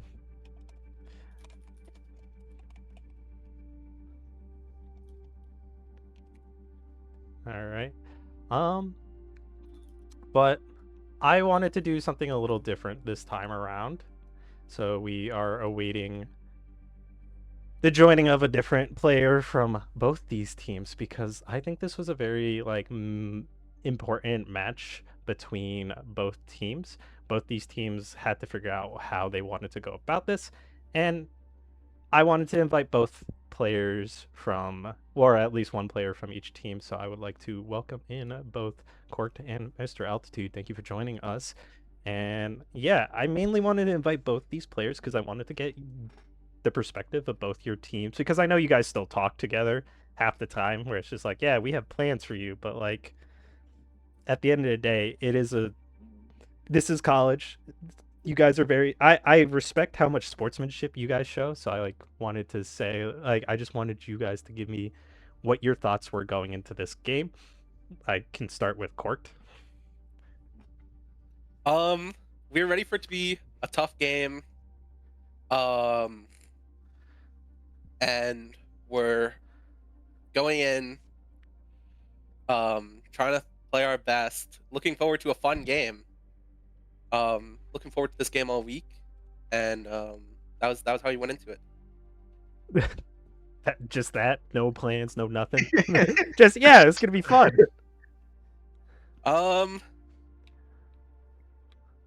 Well, we want to play the JQ. We prepped a little bit of Diva for this game, which is something we haven't done before.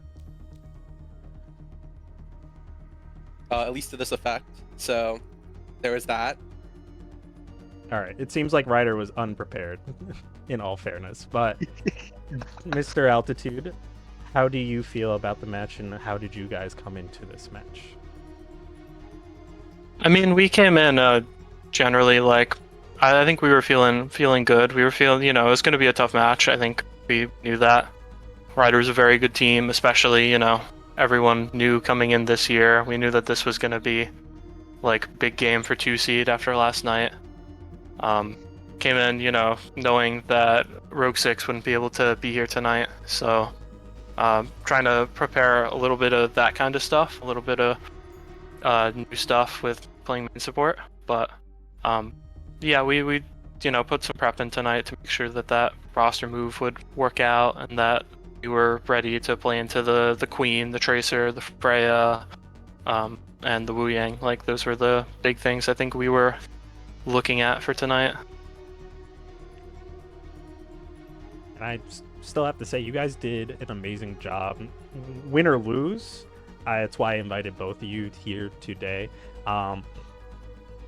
I thought it was going to be super close. I thought it was going to be as close as it was, but what are your feelings of the outcome of the match, and how are you going to take that going into, especially since this is like the second to last game technically of the semester, how are you going to go into your next semester, especially, let's start with you, Mr. Altitude, going against Ryder? Is there anything you guys thinking about changing, or are you just going to prepare more? I mean, the hope is the next time we'll have Rogue 6 in, we'll be playing at that, you know, with a little bit more comfort in there. Not taking anything away from tonight, because we have scrimmed a good amount of the roster that was in tonight. We were feeling pretty confident about tonight, but, you know, hoping that we'll have full roster there, knowing, you know, I think we are taking out of it a little tonight that Ryder's a very momentum-based team, that once they start, you know, you give them an inch and they'll take a mile. We'll have that knowledge going in. I think I'm personally very excited for playing Ryder next semester when we've both, you know, put in the work, when we're both really at our peak form. How about you, Cork? What are you guys going to be bringing into next semester for your rematch with Marist? Probably some of the same stuff we have here. We're just gonna look to perfect it, and maybe bring out something new, but we'll have to see. We'll definitely be prepared for the ball, which we were expecting to see today, among other things. Looking forward to play against Rogue in the next semester as well. And do you two, Firewolf and Saturday, have any questions for these two players? I was trying to think. Cork, we were wondering on Ilios, after the first one we noticed you went Hazard. Was there a particular reason, or was it just kind of like your comfort pick? Or like, I'm sorry, I'm kind of multi. So yeah, what was your reasoning there? I was Sir? very sorry. Yeah, no, we were So- wondering. Yeah. The plan was to play Queen on Ruins and then Hazard on the other maps, and that was the plan going in. We just stuck to it. That was it. Fair Okay. enough. And Fair, Saturday, fair. any questions for you? No, but I do want to give props to Mr. Altitude for going into that main support role and, in my opinion, doing a pretty good job, honestly, on the Lucio, despite being, you know, a flex support player right now. Yeah, I acknowledged that when, at least on the second map. No, at the beginning when we saw Mr. Altitude on the Lucio, I was like, oh, crazy. So big props to you. But I wanted to do a little funny in comparison to what we normally do. I wanted to see how sportsmanship shines on these teams. I want Court and Mr. Altitude, I want you guys to give not only your enemy team the MVPs for specific players, but give your own team whoever MVP you think deserves it. We'll start with Mr. Altitude.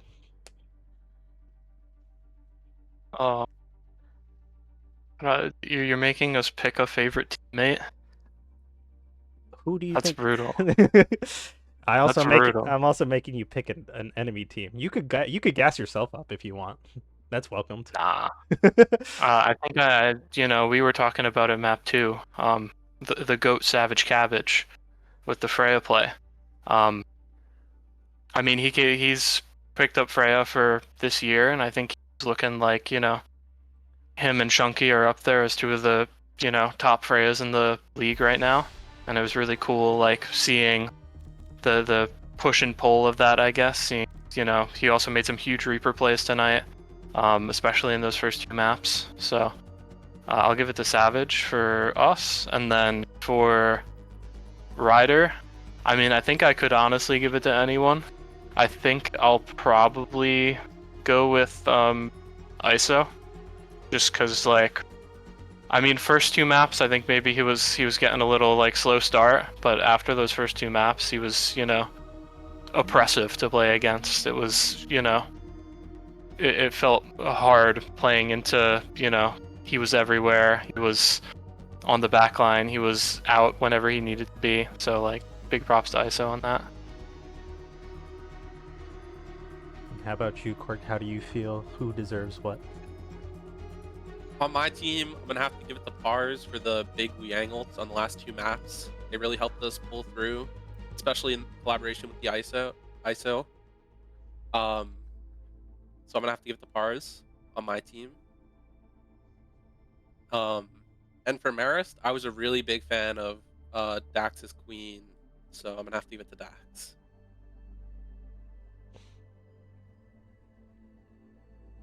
Of course, the tank glazing the tank. No, I'm just kidding. What else would I you just do? have to. It just happens. But fair enough. Either way, amazing play from both you guys. It's hard to say the normal things I would say because there are now 2 players from each team, even though you guys will hear this later in the VOD no matter what. An amazing job for Ryder to actually bring it back and do a reverse sweep. But Marist, you guys still did an amazing job throughout the entire time. I never once thought Ryder was technically in full control, maybe outside of King's Row.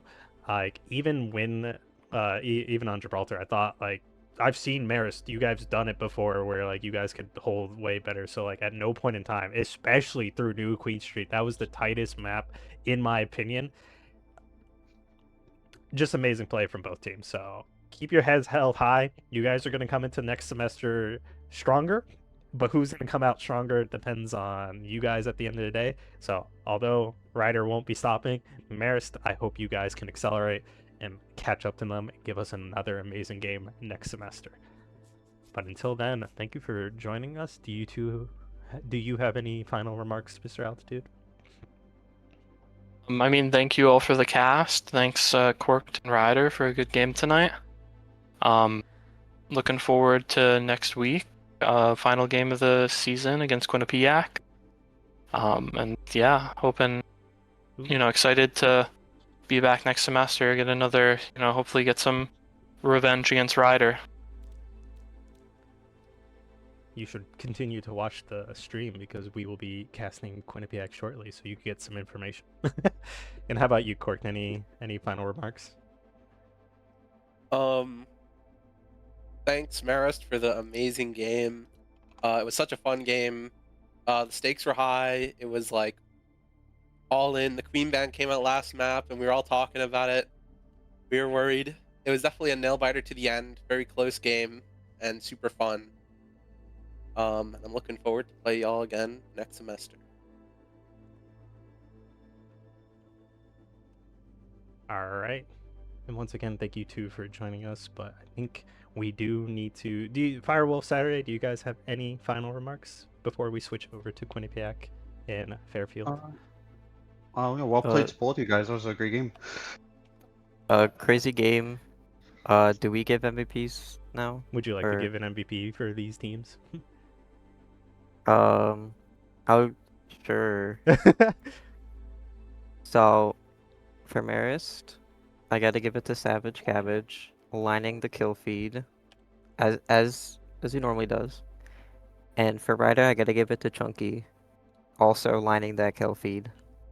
They're both just getting really good picks, really good cleanups, and applied a lot of pressure on the Freyas and the Reaper as well. And how about you, Firewolf?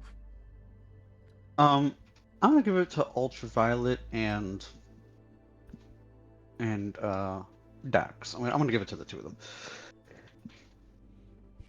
No reasoning, just because. I guess we do. I guess we do have to speed it off. It's very difficult this time around. You know what? More times than not, even though in the grand scheme, even though it didn't result in the full series win, Mr. Altitude, your beats were on point. You saved your team so many times, more times than not. So, love to see it. And for Ryder, this one's difficult.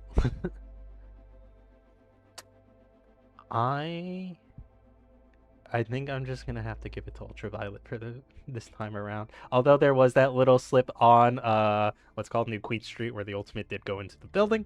I think overall their consistency throughout the map was what led them to a good victory. So Ultraviolet, good job for you.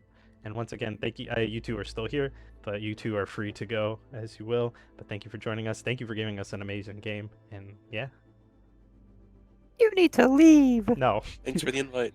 of course. Yeah, thank you. Good game. Thanks for the cast, and good luck in the next cast. Thanks. Hopefully this game goes well because I think it's gonna be interesting. But yeah, once again, good luck with your future endeavors. Thank you for joining us, you two. Bye. Thank you. Thank Bye. you. Bye. All right, and this was you know, cool. I'm just gonna throw it over to a brief what's it called starting screen so we can gather our thoughts. Press up. Gather our thoughts for a brief moment. So we'll be right back in a quick, probably couple minutes.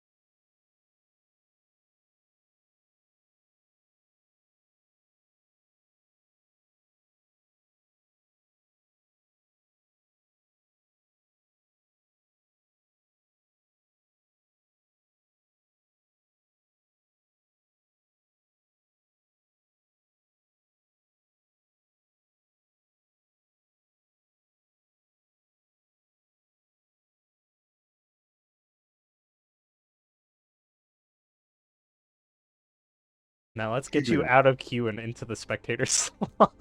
Wait, was I in queue? Oh, You're- I guess I'm in queue to play. I gave Yeah. it back to Mango for the owner, so hopefully they Let me do tell him to something. move in. Anyway, now that we just saw an amazing series, as I hinted at before, Fairfield has been on the up and up. And also, we are currently live, hopefully on the Fairfield U channel. So, hi guys, if anybody has joined. Hi Fairfield, I'm Hi big Fairfield, fan. big fans. Yeah, because you guys are on the up and up, so I actually have a lot of respect for you guys to the point where I believe, actually, no, Mango Shark is not the one. It's who is it? GSR and Bob Ross are the major threats, is in my opinion, of Quinnipiac if they do play. But Fairfield coming into this current Quinnipiac team, even with like say GSR, I think Fairfield has a great I will chance say, at Ranger, winning because of I like will their say- performance against Ryder previously. So yes, I will say I do know who some of the players on QU are, including the DPS players. They're good DPS players as well. Zom and Luna are no slouch. So I still kind of think it might be hard for Fairfield to win this game. But I mean, they proved us wrong before, so I'm all here for it. I'm all here for the love. And give us your thoughts, Saturday, about these teams. Quinnipiac, I mean, in previous years they were really good. They've fallen off a little bit, but are still in a very good spot.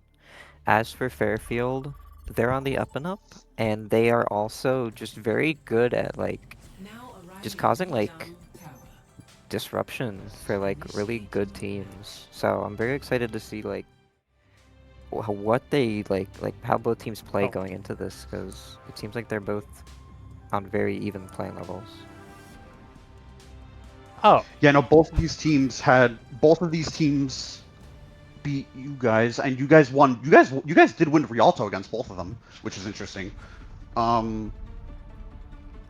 So yeah, this should be interesting. I believe they've also lost to the same teams.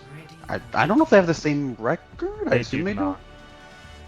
They do not Okay. right now. Quinnipiac, I Okay. think, only losing to Ryder at this point in time, whereas Fairfield, I believe, has lost against me, Marist, and so forth.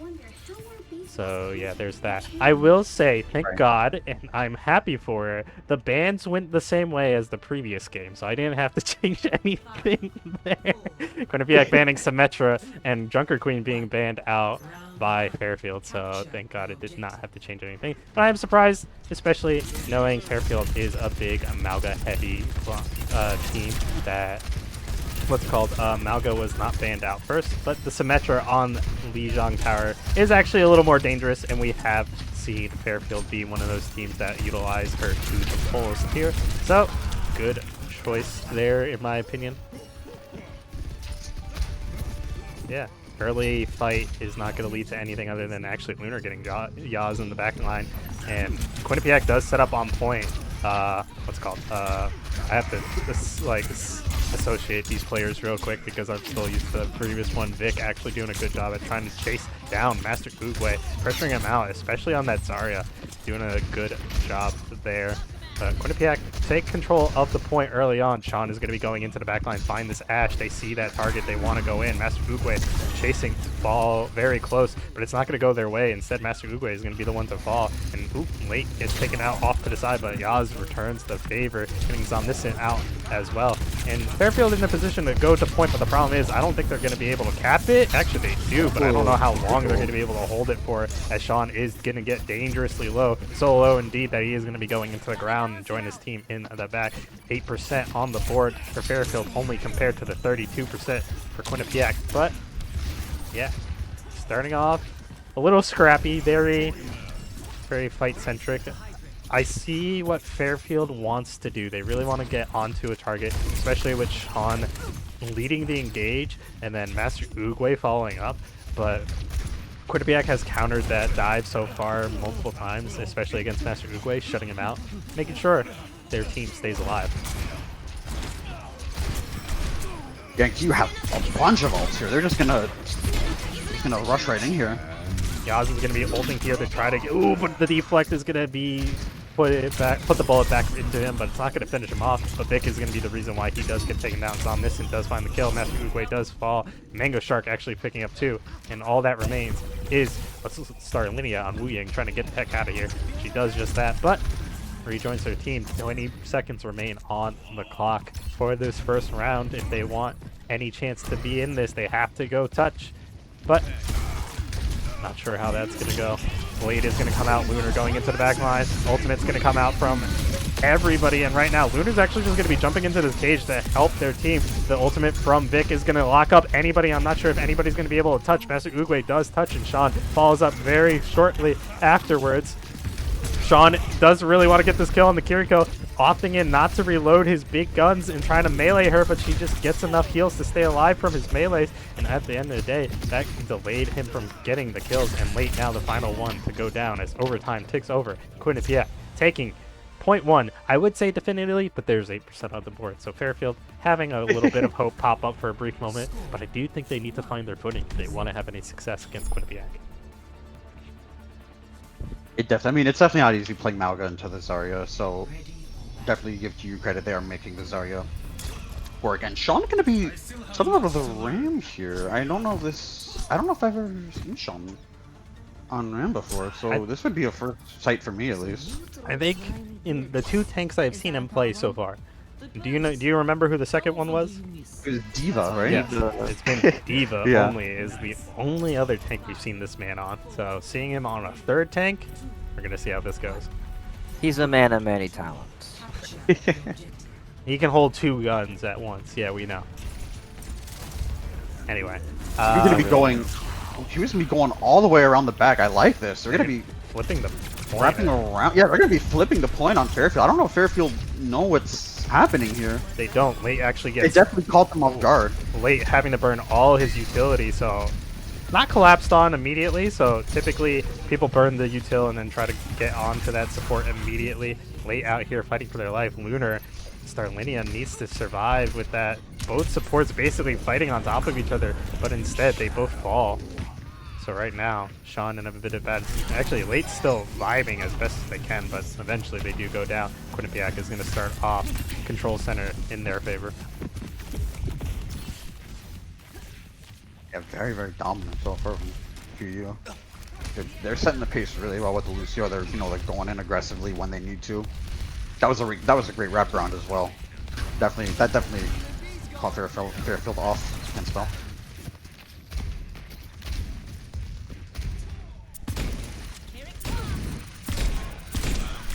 Ooh, I'm not even sure how that exactly happened. I switch this on this end to see how good they are going to be playing into damage. The problem is they get taken out. Combination of both Sean and not Mango Shark, I think Starlinia put like 1 kunai in, and then he just got drilled down. It's taken out. And now Fairfield actually having a good definitive take at this point. Ultimates from Kiriko's are going to be coming out. We're going to see how this fight plays out. Right now, Sean has his arms up. The problem is he's going in, taking a lot of damage. Sean really wanted that Kiriko, and he does get just that. The problem is Lunar is going to be finding one. Blade going into backline. Lunar against Starlinia. Man from Water College versus a Shimada Clan member is going to be better in the Shimada Clan player instead. So right now, however, I think Fairfield did a good job at repelling the attack of Quinnipiac, but Lunar just playing it better. Although he has found so much success, they still aren't back in control at this point just yet. And Fairfield actually bravely takes the lead, but it is going to go back to Quinnipiac, and we are going to be seeing them getting closer to victory right now.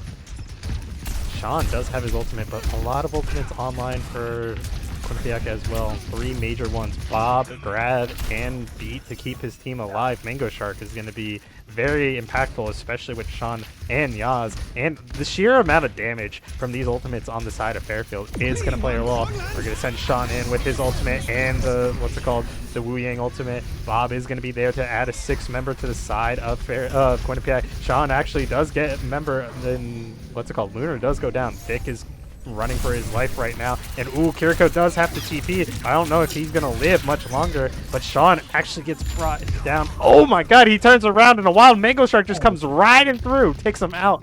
And even though Fairfield actually had a pretty good fight, they do lose this point ultimately. Yeah, dude, Mango's like, didn't even have to use the beat. He's gonna have this for the next fight, and probably till the end of the round if they continue to hold this. I think Yaz is gonna be looking for that die, and that's when the beat's gonna come out. But till then, we'll see what happens.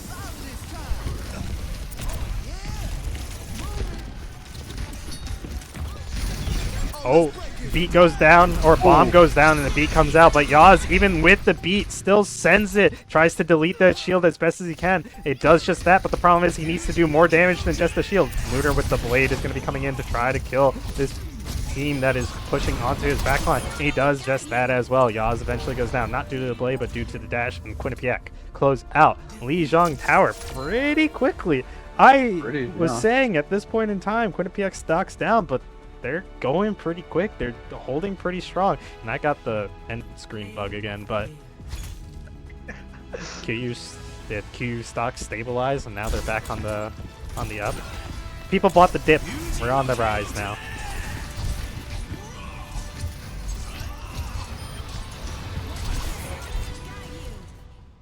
Yeah, I think yeah, QU did a really good job of kind of like what we saw from Marist last game, you know, dictating the pace very, very effectively, you know, using your cooldowns aggressively and forcing the enemy, not the enemy, well, I guess the opposing team out of position and just capitalizing on the picks.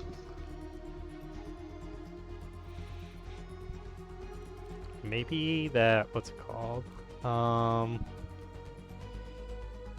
The Symmetra ban coming in from QU played possibly a bigger role than we would think, because like I said, Symmetra is majorly played on Lijiang Tower, especially by Fairfield, so maybe things would have been differently if they were able to like traverse around the map the way they do, just bouncing in and out. So yeah, maybe Fairfield will once get their footing going into the future maps, but the problem is that does leave Malga up to be banned, and we know Sean likes to play that character, so hopefully Fairfield has an answer to this. I mean, Vic also going onto the Zarya put a lot of, you know, issues for the Malga.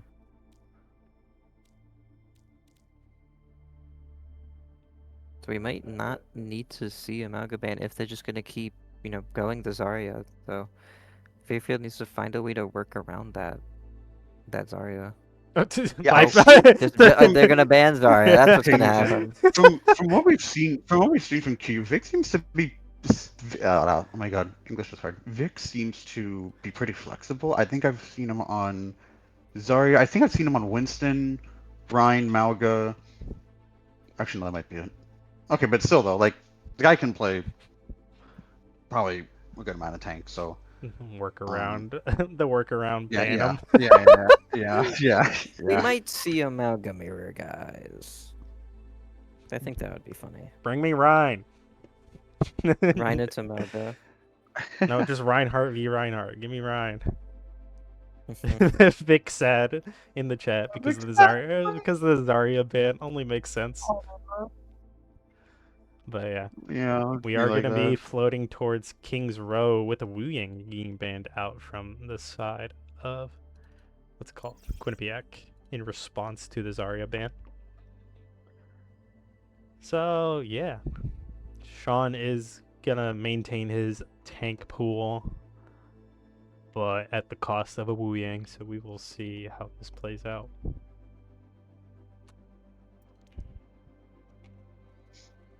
Why has everyone been at Wuyong today?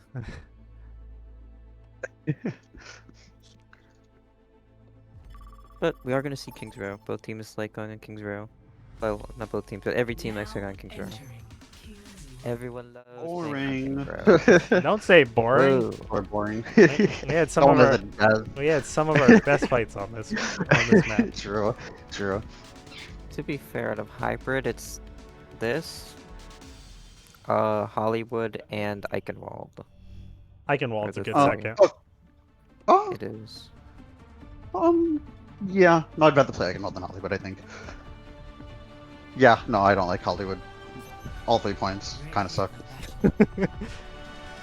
But we are actually going to be seeing the Junker Queen come in from Vic instead. They banned himself out early on, but Sean floating the ball. I wonder if that's going to stay. I remember when Queen first came out, Genji and Ashe were so good with Queen, it was insane when Queen had like a Brig rally on. Her shot was basically a Brig rally on cooldown. Good old, not good old days, but. And Genji Nash, I mean Genji definitely very good, very effective with a Junker Queen.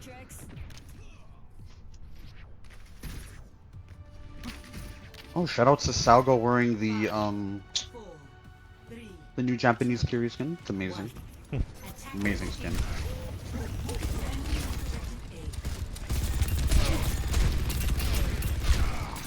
Now go to the Junker Queen. How do we say this matchup holds up? Because I know Junker Queen's like thin and doesn't take as much damage necessarily because of the way Malga plays, but who wins in this matchup? Whoever plays better. Fair enough. Whoever plays better. That's how I feel about like Orisa and Sigma. I don't think either of them have an edge. I think Orisa versus Sig is just a skill issue. Orisa versus Sig. Sogu is kind of burning, almost going down, but has to TP to keep themselves alive just briefly. Mango Shark doesn't have the heal output to keep them alive, but Sean actually gets pulled back in, trying to hide into the, the hotel, but ultimately going down. Now Yaz is just getting caught out at a knife, tries to roll to safety, but the knife pulls him back. Right now, Lunar trying to do some damage. Lunar is relatively new to this Quinnipiac team. I don't remember seeing him in previous weeks. So. Yeah, I believe he is. Or yeah, I believe he is. So interesting to see a new member and see that they're kind of performing well. The dives are going effectively. They're just being a menace on the side, and yeah, doing a good job. Putting a lot of pressure on the back line of Fairfield right now. Well, actually, well, not right now, but they've been doing that. Kiriko ultimate from late is going to be coming out, but it's also going to be met by Sogu's ultimate. It's high noon. We are going to be seeing that Yaz try to get some damage. He does get the kill onto Vic. Bob is going to come out. Cassidy's worst enemy. Not Ash, but instead Bob. Bob being the 5th member to this team because they did lose Vic initially. And, ooh, what's it called? Master Uguay almost goes down, and Lunar is hunting for him. Instead, he's going to be throwing up the deflect as he is going to be fighting a Malga on point. Fairfield looking to start getting this point almost close to a tick, but I think Vic doesn't want that happen. Blade is going to come out, but Lunar is going to be dangerously low. He does get that beat to keep himself alive. Meanwhile, Sean is going to be fighting on point. Locking Satellite Vector is going to be locked. And right now, Fairfield actually in control of this point kind of cleanly. They do need to fend off these members of Quinnipiac right now, and they are going to be doing that on all fronts, left and right. Everywhere they look, there's somebody to fight, but Vic is going to be going down, so one less person to look at, and Zomnissen is also going to be going down. One less person, and once again, we are now going to be seeing Lunar versus Sean. We're going to see how this fight little goes, but ooh, and that creates, what's it called? Kiriko actually TPs in to try to save his teammate, but at the same time, he actually gets the kill. Sogu gets the kill on to Sean, but now they're in a bit of a bad situation, but they come away with a double kill onto Sean and onto Yaz. Sogu just putting up numbers right there. Hit a shot challenge by Yaz. Fair enough.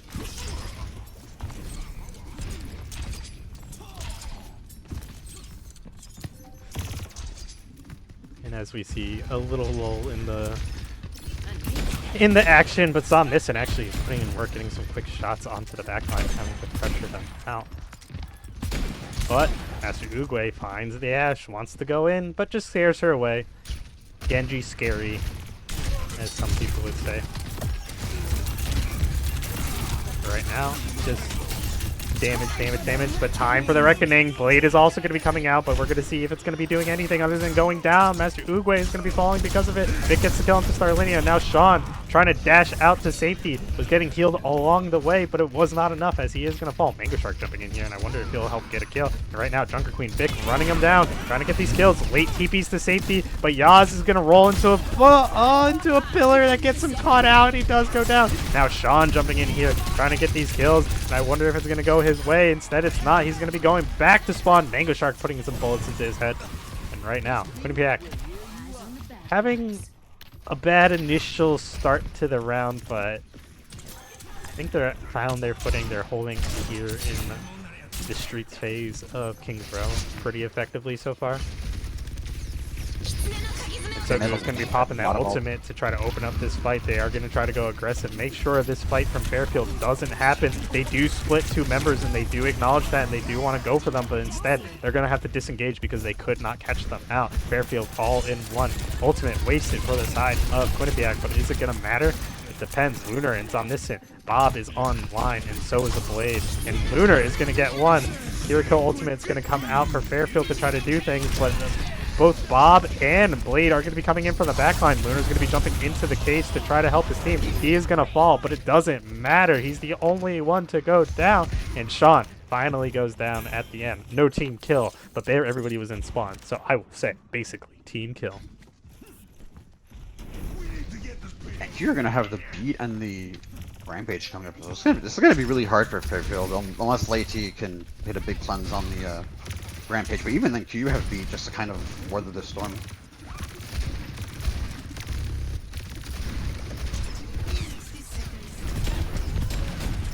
The Juno pick here is definitely a little different, but here comes the Rampage.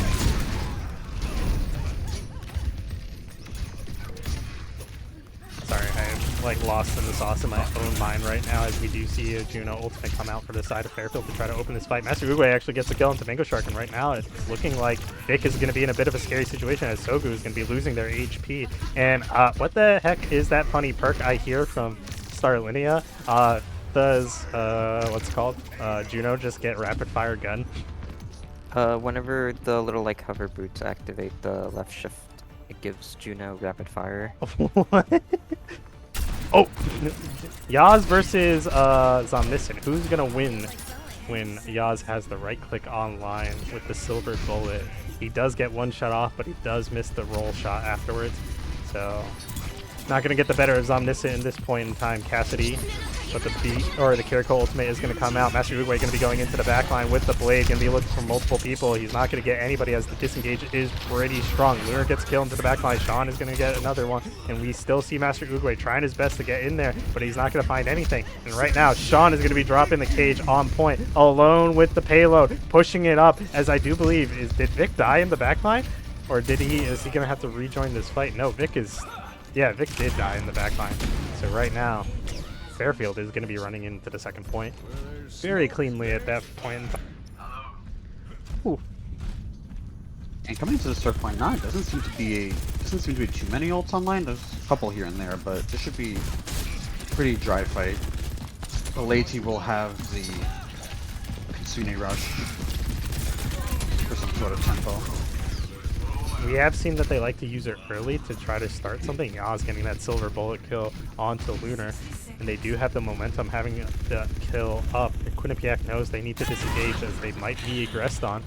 So they disengage with the Shout. Shout is actually a decent cooldown as I see it, and as we said, Late does like to open up, but they want to do that to send Yaz in with the safety. They do get the kill onto Zomniscient. Yaz was really looking for multiple targets because he initially got some vision on them. He is aware of where they are, and I'm not sure what the comms are like there, but I'm pretty sure Yaz is trying to call him out as best as he can. Sean going into the backline gets to stomp onto Mango Shark, and now Vic is like one of the few people left on point. He doesn't really have much in terms of support, but there is a player there. The ultimates are going to come out. Lunar is looking for the Blade, going to be finding it late, and now Sean is all that remains. 16 seconds remain on the clock for Fairfield. Starlania needs to run, but I think they need to run back to the point because there is no time for them to get this point in time. Sean must switch the ball if he really wants to touch, or Yaz actually just going on the Sombra. Was about to try to sneak underneath and go for the touch, but gets found out. And the point not successfully pushed at the end, but relatively close, so not a bad push indeed. No, not bad at all. Definitely a pretty good push in Kings Row.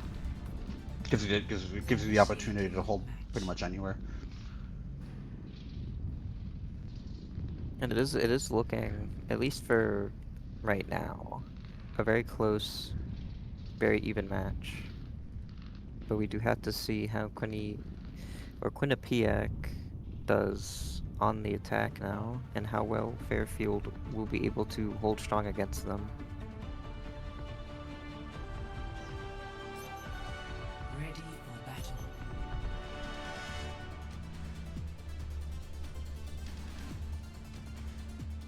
think the biggest issue for Fairfield coming into this map right now is the fact that Master Uguay is not getting away with what he's previously done, in my opinion. He's getting shut down every time he goes in, and that's just allowing Quinny to just gain the momentum and go crazy so far. So either he needs to play slower or more purposefully and get those kills that he needs, but instead we actually are going to see him switch over to Reaper, so maybe things are going to change. That was mainly on Genji, those comments, so things have changed.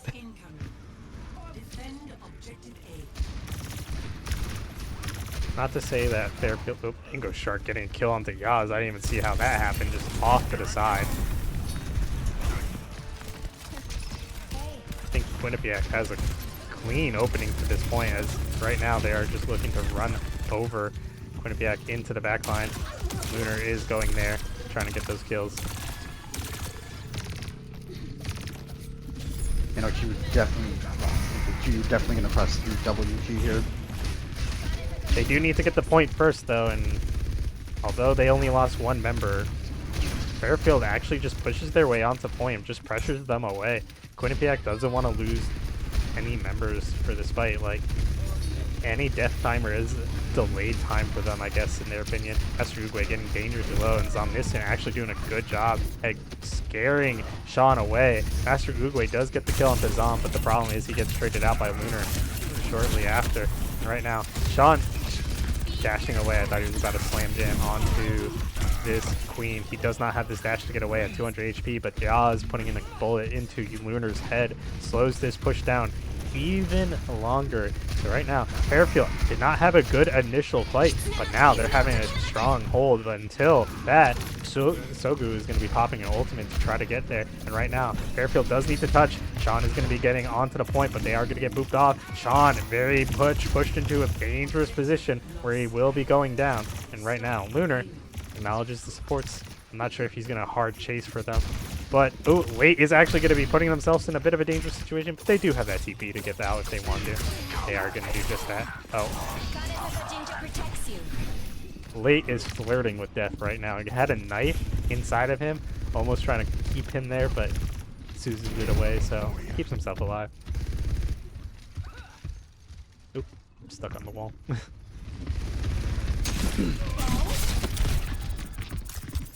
Vic does have his ultimate online, but a lot of ultimates are also online for the side of Fairfield. Almost all of them, minus Sean, who just used his Kirko ultimate, is going to come out and is going to be going down from the high ground onto the low ground. Sean is going to be pushing up outside of it. It really did pressure Quinnipiac away. They just did not want to fight this area at all. As soon as the Kirko ultimate, they just disengaged, let it burn out, let it be. And now they're going to re-engage now that the ultimate is down, as Vic is going to be dropping that ultimate and finding one, finding two. Lunar finds the second one indeed, and Sogu is going to be TPing in, and I think he might be the only one that goes down, but he gets to safety behind a wall. Lunar picks up Late in the process, and Master Uguay also falls. So Fairfield needs to regroup with 3 minutes and 35 seconds on the board for Quinnipiac to still push this point to at least point 2. They have a very good time pool in their hands. Nanoblade, they got Bob. You know, this is looking really good. Master Uguay sleeping on the job.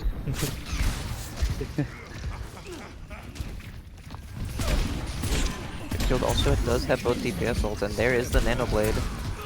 Master Uguay does hit. The Nanoblade is going to be going into the backline. I'm actually trying to watch Master Uguay because I did see him try to get that die, but I really should have been watching Lunar instead because he just got triple killed to the backline. Man, I can't watch everybody at once. I'm sorry, chat. Now, no ultimates online for the side of Fairfield, as we are going to be seeing a couple switches. Now, might not bode well. Now we're going to see Yaz on the Ashe try to counter. It's looking like a very bad spot for Fairfield, as they have no ult and nowhere near, and Quinny is going to have both Kiriko and Bob. Because of the major switches as well, no perks basically for 3 members. Bob is going to be coming out, adding a 6th member to the team of Quinnipiac right now. He is going to pick up the kill onto Sean. Good job, Bob. You did it. And Zomniscient is going to be finding kill on Master Uguay. Onto Starlinia. Yaz, Lunar getting picked up, or Lunar getting late at the end. And it looks like, yeah, he's going to be closing out this map with the 3 minutes and almost 35 seconds I pointed out on the previous section. But almost here. Soku almost going down at the last second. Just turning like, what is that? Quinnipiac taking map 2, King's Row. Lunar doing an amazing job. Oh yeah, no, Lunar's doing really great work on that Genji. I feel like every fight, always trying to go for a player, he's always pressuring the back line of Fairfield. Oh, and it's a good thing I wasn't yeah. watching him in that fight because we got to play of the game, so we still got to see it.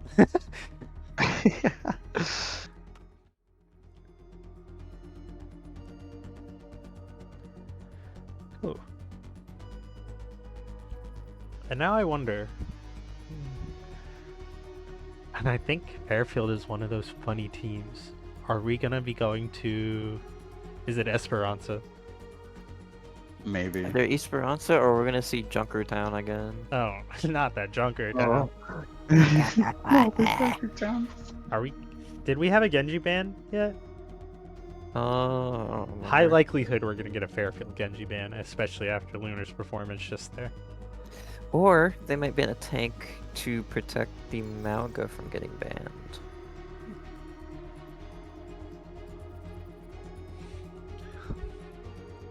Very valid indeed.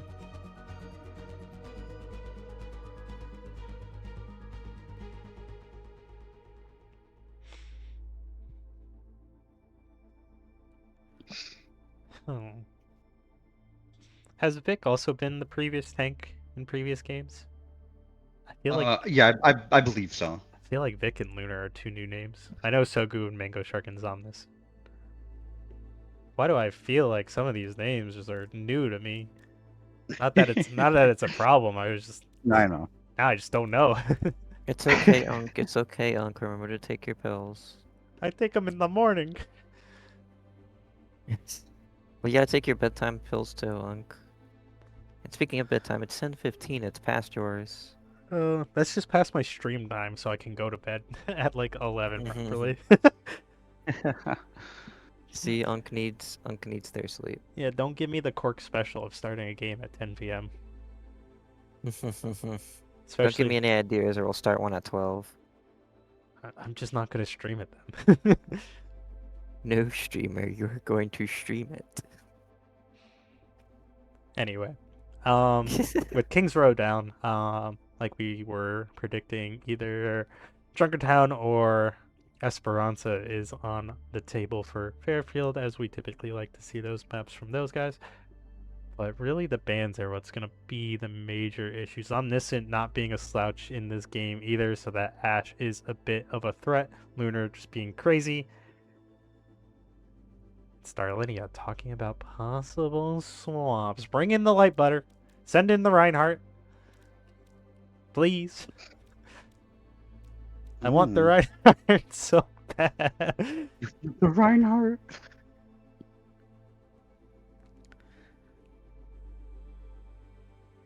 Huh? We're gonna see Master Uguay It's switched over interesting. to support. And We're gonna see Arrow? Arrows in for DPS. Has Aaron played? He played, I believe they played Mount last week, I believe, and he played in one of the maps against Mount. Oh. Yes. I will say, Fairfield did have one very good map first Mount. It was Esperanza. They got like 100+ meters, and I think... Esperanza banning Genji. Yep. Damn, who could have? Lunar does not No like that. way. That's insane, dude. Man, who could have saw that coming? I don't know. Who could have saw that coming? But that does Definitely wasn't me. does leave the Malga open to be banned, and he is gonna be just that. Goodbye, Yep. Malga. However, we did see the Diva on Esperanza. Specifically on So we might- Esperanza. So We might works see out. that Diva come back.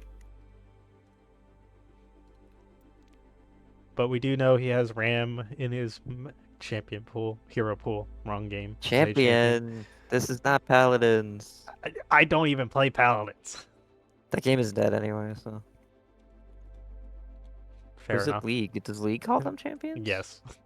Yeah. Oh, get off of League of Legends, please. Do yourself a favor. Actually, I'll go uninstall it from your PC. Don't worry. Yippee! I have my laptop with it as well. I'll uninstall it from both. I'll free your soul. Initiating match.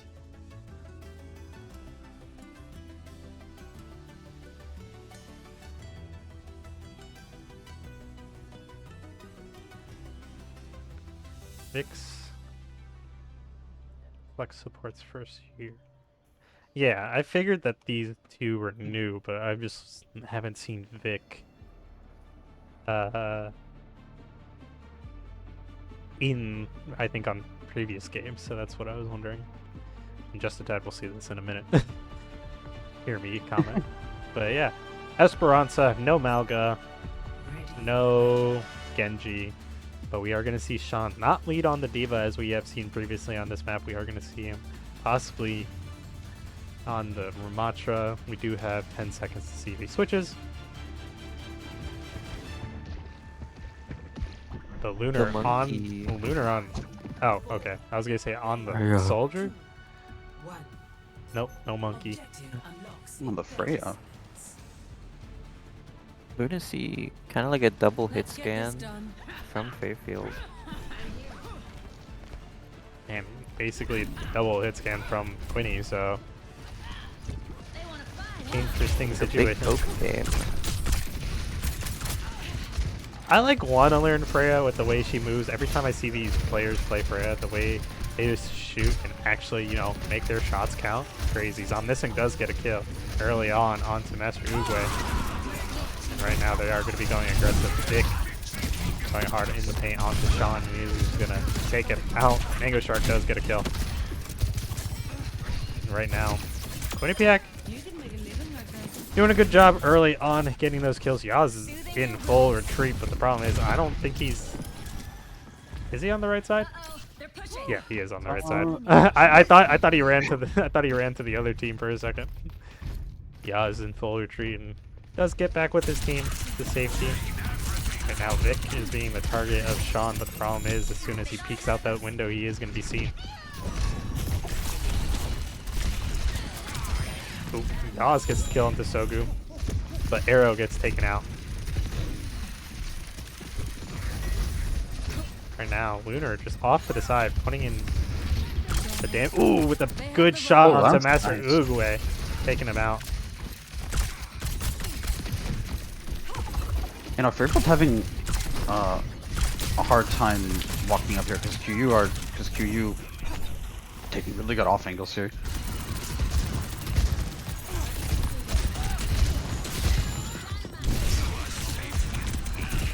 Right now in a bit of a scrappy brawl. Sean is just going to be fighting Vic on point, but whoever has the better supports, Wu Yang ultimate onto Junker Queen, going to be sending him into the backline, looking for the supports, does knock down Arrow, and what's it called, late in the process.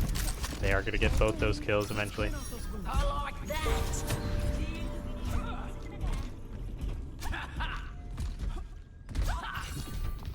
What is going on in my chat? Not in game. What? Saturday, you. Yeah, that's why I haven't saying much of it. You fiend. Walking up to it. Anyway, Quinnipiac having full control of this point so far, not really giving up any chance for Fairfield to hold it, but Fairfield doing a good job at slowing down the push a little bit, so it's not as far as it could be. Double Bobs are going to be going out. Master Uguay fighting for his life against the Bob. Good thing Sean is taking the shots, as I do think Master Uguay was going to die otherwise, but he does get back to safety. Right now, they killed the best raid boss in the game. Bob goes down, so now Fairfield definitely has advantage, but the problem is we do hear Junction going into the back line of Fairfield, getting a triple hit with that ultimate. The beat comes out, and Vic knows he can't continue this fight easily, so he is going to back out immediately. And right now, Fairfield, once again, doing a good job of holding, but the ultimate is going to be coming out from both Kirikos. For both these teams, they are going to be crossing paths, and who's going to get the better? Vic is technically fighting into Fairfield's ultimate, and Late is going to get the better of Soku, and Sean is going to say suffer as I have as he runs into the backline for the support, finds Mango Shark, and right now, feel like I missed. No, that's why, because Omniscient didn't die. They're off to the side, and finally they go down. And Fairfield finally gets the bot in their control. But are they going to get any progress on this point? The answer is yes, they definitely will, but not going to be for long, as Quinnipiac is going to be very close. Hey, there are barricades moving. This will help.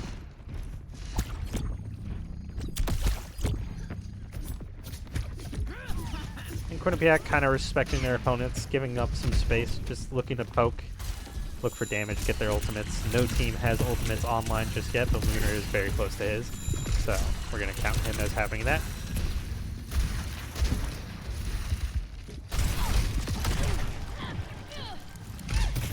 Now.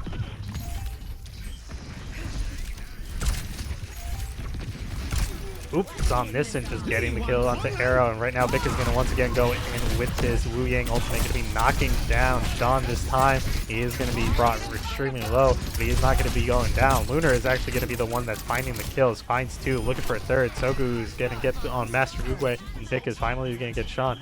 Quinnipiac takes control of the bot once again, and yeah, I thought somebody died really late, but Fairfield just regroups and is going to look to try to take back this bot.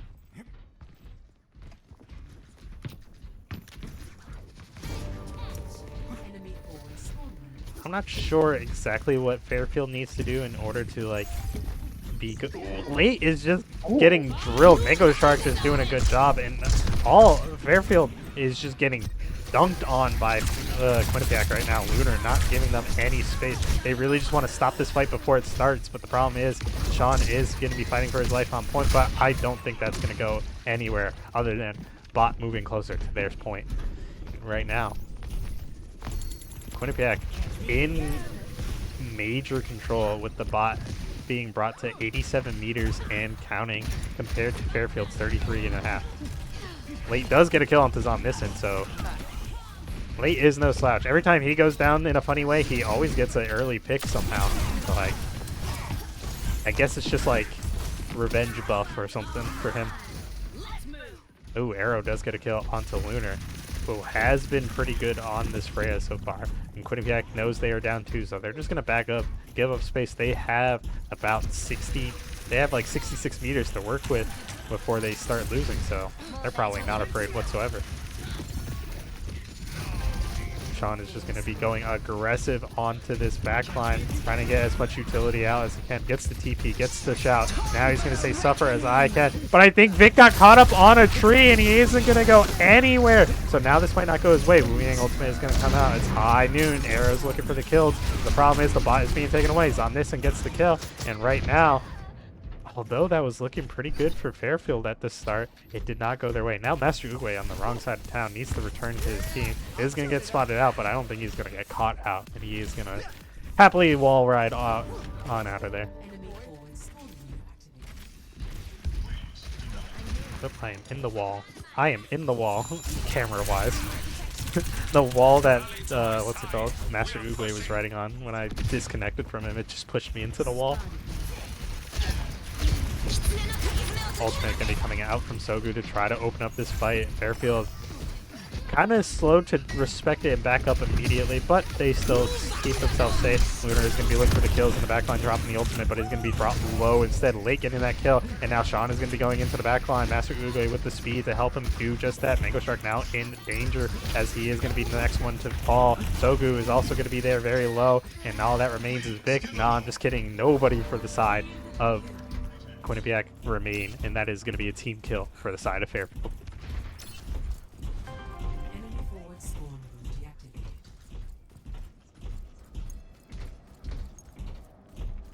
All the bot walking in between, so much dead air, but I mean, what else am I supposed to comment on? Little Timmy moving? Fair enough. Overwatch. Overwatch. Oh, Lunar might get caught out here, and they know he needs to be. But Sean, I think Sean really wanted something to happen there. Is Bob moving the bot? Bob technically moved the bot for a little bit. And then at the end of the day, Sean tried to go aggressive. They did spot out Lunar, and Master Uguay, or Late, gets caught out by Mango Shark. Mango Shark having amazing, and I know I've said this time and time again, ball control on, what's it called? On Wu Yang. And Wu Yang is just a very impressive support. Having the ability to shoot around walls and just deal so much damage is kind of crazy. And Master Uwe is going to get pulled in to his death, and now this fight is going to be negative in their favor. Arrow really trying his best to try to get these kills, does acknowledge these players up top, but Team is going to be jumping in with that ultimate. Vic is going to be trying to close out this map as best as he can, but Bob is going to be joining the fray. Fairfield needs to have something go in their favor right now if they really want to have any chance of winning this fight. They are down almost a whole 50 meters. And right now, Yaz actually doing a decent job with Bob in tow, but the problem is Quinnipiac is the one that's coming out on top. They are going to be pushing this bot now. 35 seconds remain on the board for the entire map. So it depends. It's what's it called? Fairfield really needs to get on this point and just hold it for the rest of the map. And I'm not sure if it's going to go their way. Wu Yang ultimate is going to come out to keep his teammate alive briefly, but actually no, send Vic into the point, I believe. Vic does get the kill. Sean fighting his life over here, but Arrow meeting a Junker Queen in the middle, just going to be taken out. I don't believe Sean got the kill he wanted, as he really is trying to push out these supports, but the problem is Vic is just running free on the point, getting his team. And right now, Fairfield needs to push the bot 100%. Cannot get off. Overtime has been propped. Ultimate is going to come out from Sogu to try to stop this push, but they cannot split like this. They need to stay on the bot. Arrow is not Arrow. Lunar is going to be sending the Freya Bola into the fray to try to do something, but Sogu is going to be the reason why a lot of damage is coming through. Sogu doing an amazing job right now, and Mango Shark is trying his best, gets the kill onto Arrow, and Sean's only healer is the heals he get from Little Timmy, but that's going to be it. Overtime is going to burn, and Quinnipiac is going to win this entire series 3-0. You know, I was really dumb. Sorry, really dumb from Kiryu. That was really great showing. Also, I'm sorry I've not been talking. That first match, like, literally took all my energy. I'm not even kidding. Like, my body inside is, like, sleeping. My inside is sleeping. But, yeah, no, that was cute. Look, they look really great that game. Kiryu doing better, I would say, than previous weeks. I don't watch all their games, but they are definitely improving from the start of the year. So, good to see that their progression is going strong. I will say, I swear I haven't at least seen Lunar. They seem relatively new into this roster, at least from like, at minimum 3 weeks ago. So, good job for them slotting in pretty well with this team and bringing them to a victory. Fairfield, I was expecting a little bit of a closer match than what we saw, but Fairfield started to find their footing and at least have some good fights. They never fully got it in their favor, but they still held their own at the end of the day, so I want to give them credit for that. So good job, Fairfield. They have been improving since the start of this year. They're still going strong, so we're going to see how that carries over, especially into the next semester. So I wish you guys the best. I don't know who you're facing next week. Maybe I'll be there for you.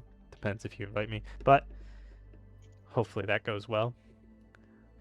But yeah. Any ideas Saturday? Very good showing, honestly, from both teams. Fairfield even, like, not just, like, rolling over and just letting Quinnipiac have the win. They were able to, you know, get a good fights in and get fight wins and able to show really good plays, honestly. So they should, you know, be going into this with their heads down. They should be looking up. And Quinnipiac, like you said, they're slowly improving, like, over the weeks, and I'm very interested to see how they fare going into the second half of the season, and especially into the finals, how they're gonna be compared to a lot of the stronger teams.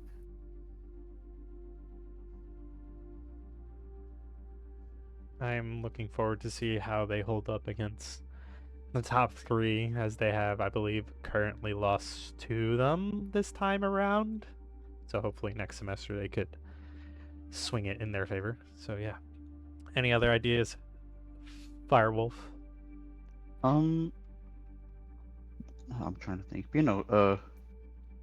Great strength makes you glad to see they're still a force to be reckoned with in the MAAC, and we'll see how they do in their future games.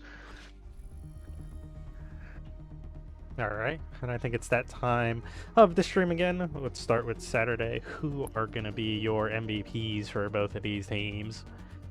I'm gonna start with Quinnipiac, because for me it was very obvious who my MVP was.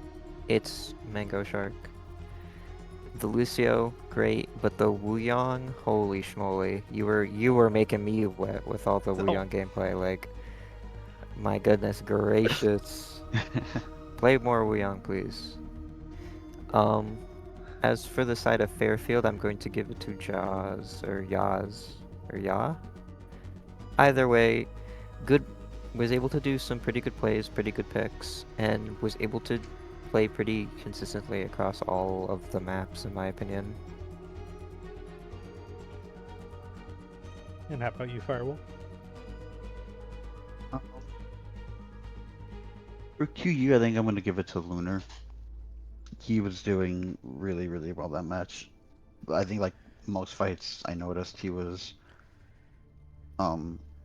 pressuring the back line, taking great off angles, causing a lot of distractions, and his team was able to capitalize off of that. And for, who were they playing? Fairfield. Fairfield. I'm gonna give it to.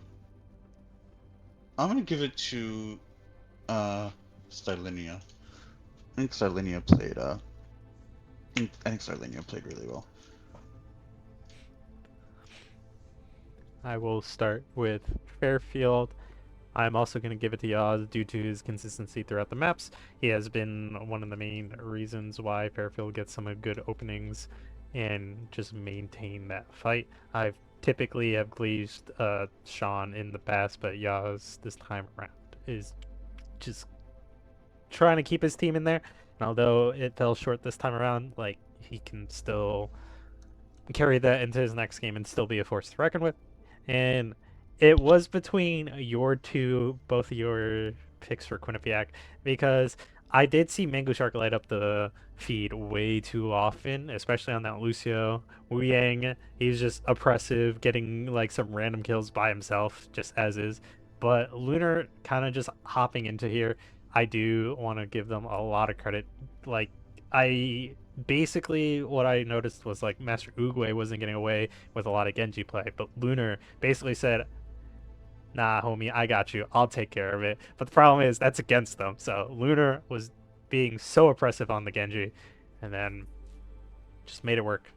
Stepping up into this team. Just so much credit to them. So they are going to get my MVP over there.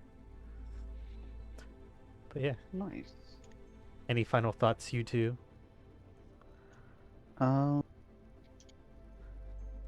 I don't think anything big. No. Saturday. Well, I'm very excited to see what the second half of the season has, especially considering we have the final games coming up, and then next half of the season we're going to be seeing a lot of teams improve, and maybe we see a bit more map 5s, maybe see a bit more, how do I put this, like closer matches, I should say, because Daddy is hungry for more map 5s. Jesus Christ. Fair enough. And I don't have anything else to say, but yeah, I do look forward to those next semester games. But for now, once again, Quinnipiac takes the series 3-0 against Fairfield. It was a hard-fought match for Fairfield. I think they had a lot of good defensive holds, but Quinnipiac just overpowered them and took the win at the end of the day. I think that's going to do it for us here at the cast. Thank you for having us, Fairfield.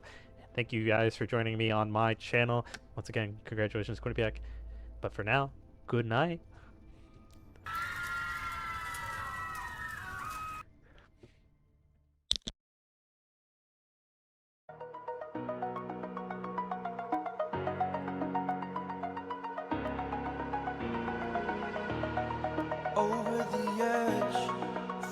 like I'm floating through the air.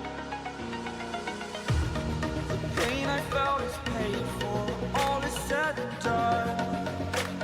Oh, I am restricted, fixed upon the web. I need to kick the habit that my mind is breathing in.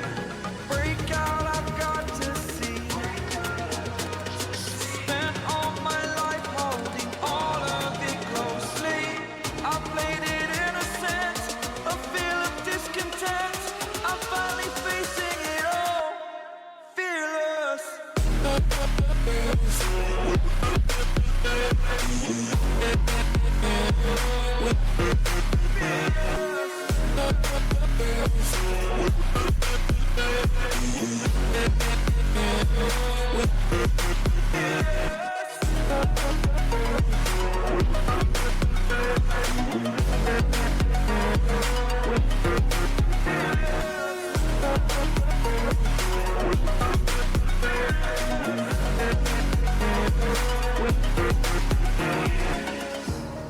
Burning the bridge that keeps us. I'm here and I'm feeling fearless. Exaggerated, that's what you assume. The story's over now, I must conclude. I am conflicted, watching where I step still, hanging in the balance. Not the life I want to live, I want to take it all. Standing tall, fear I weighed the person you are.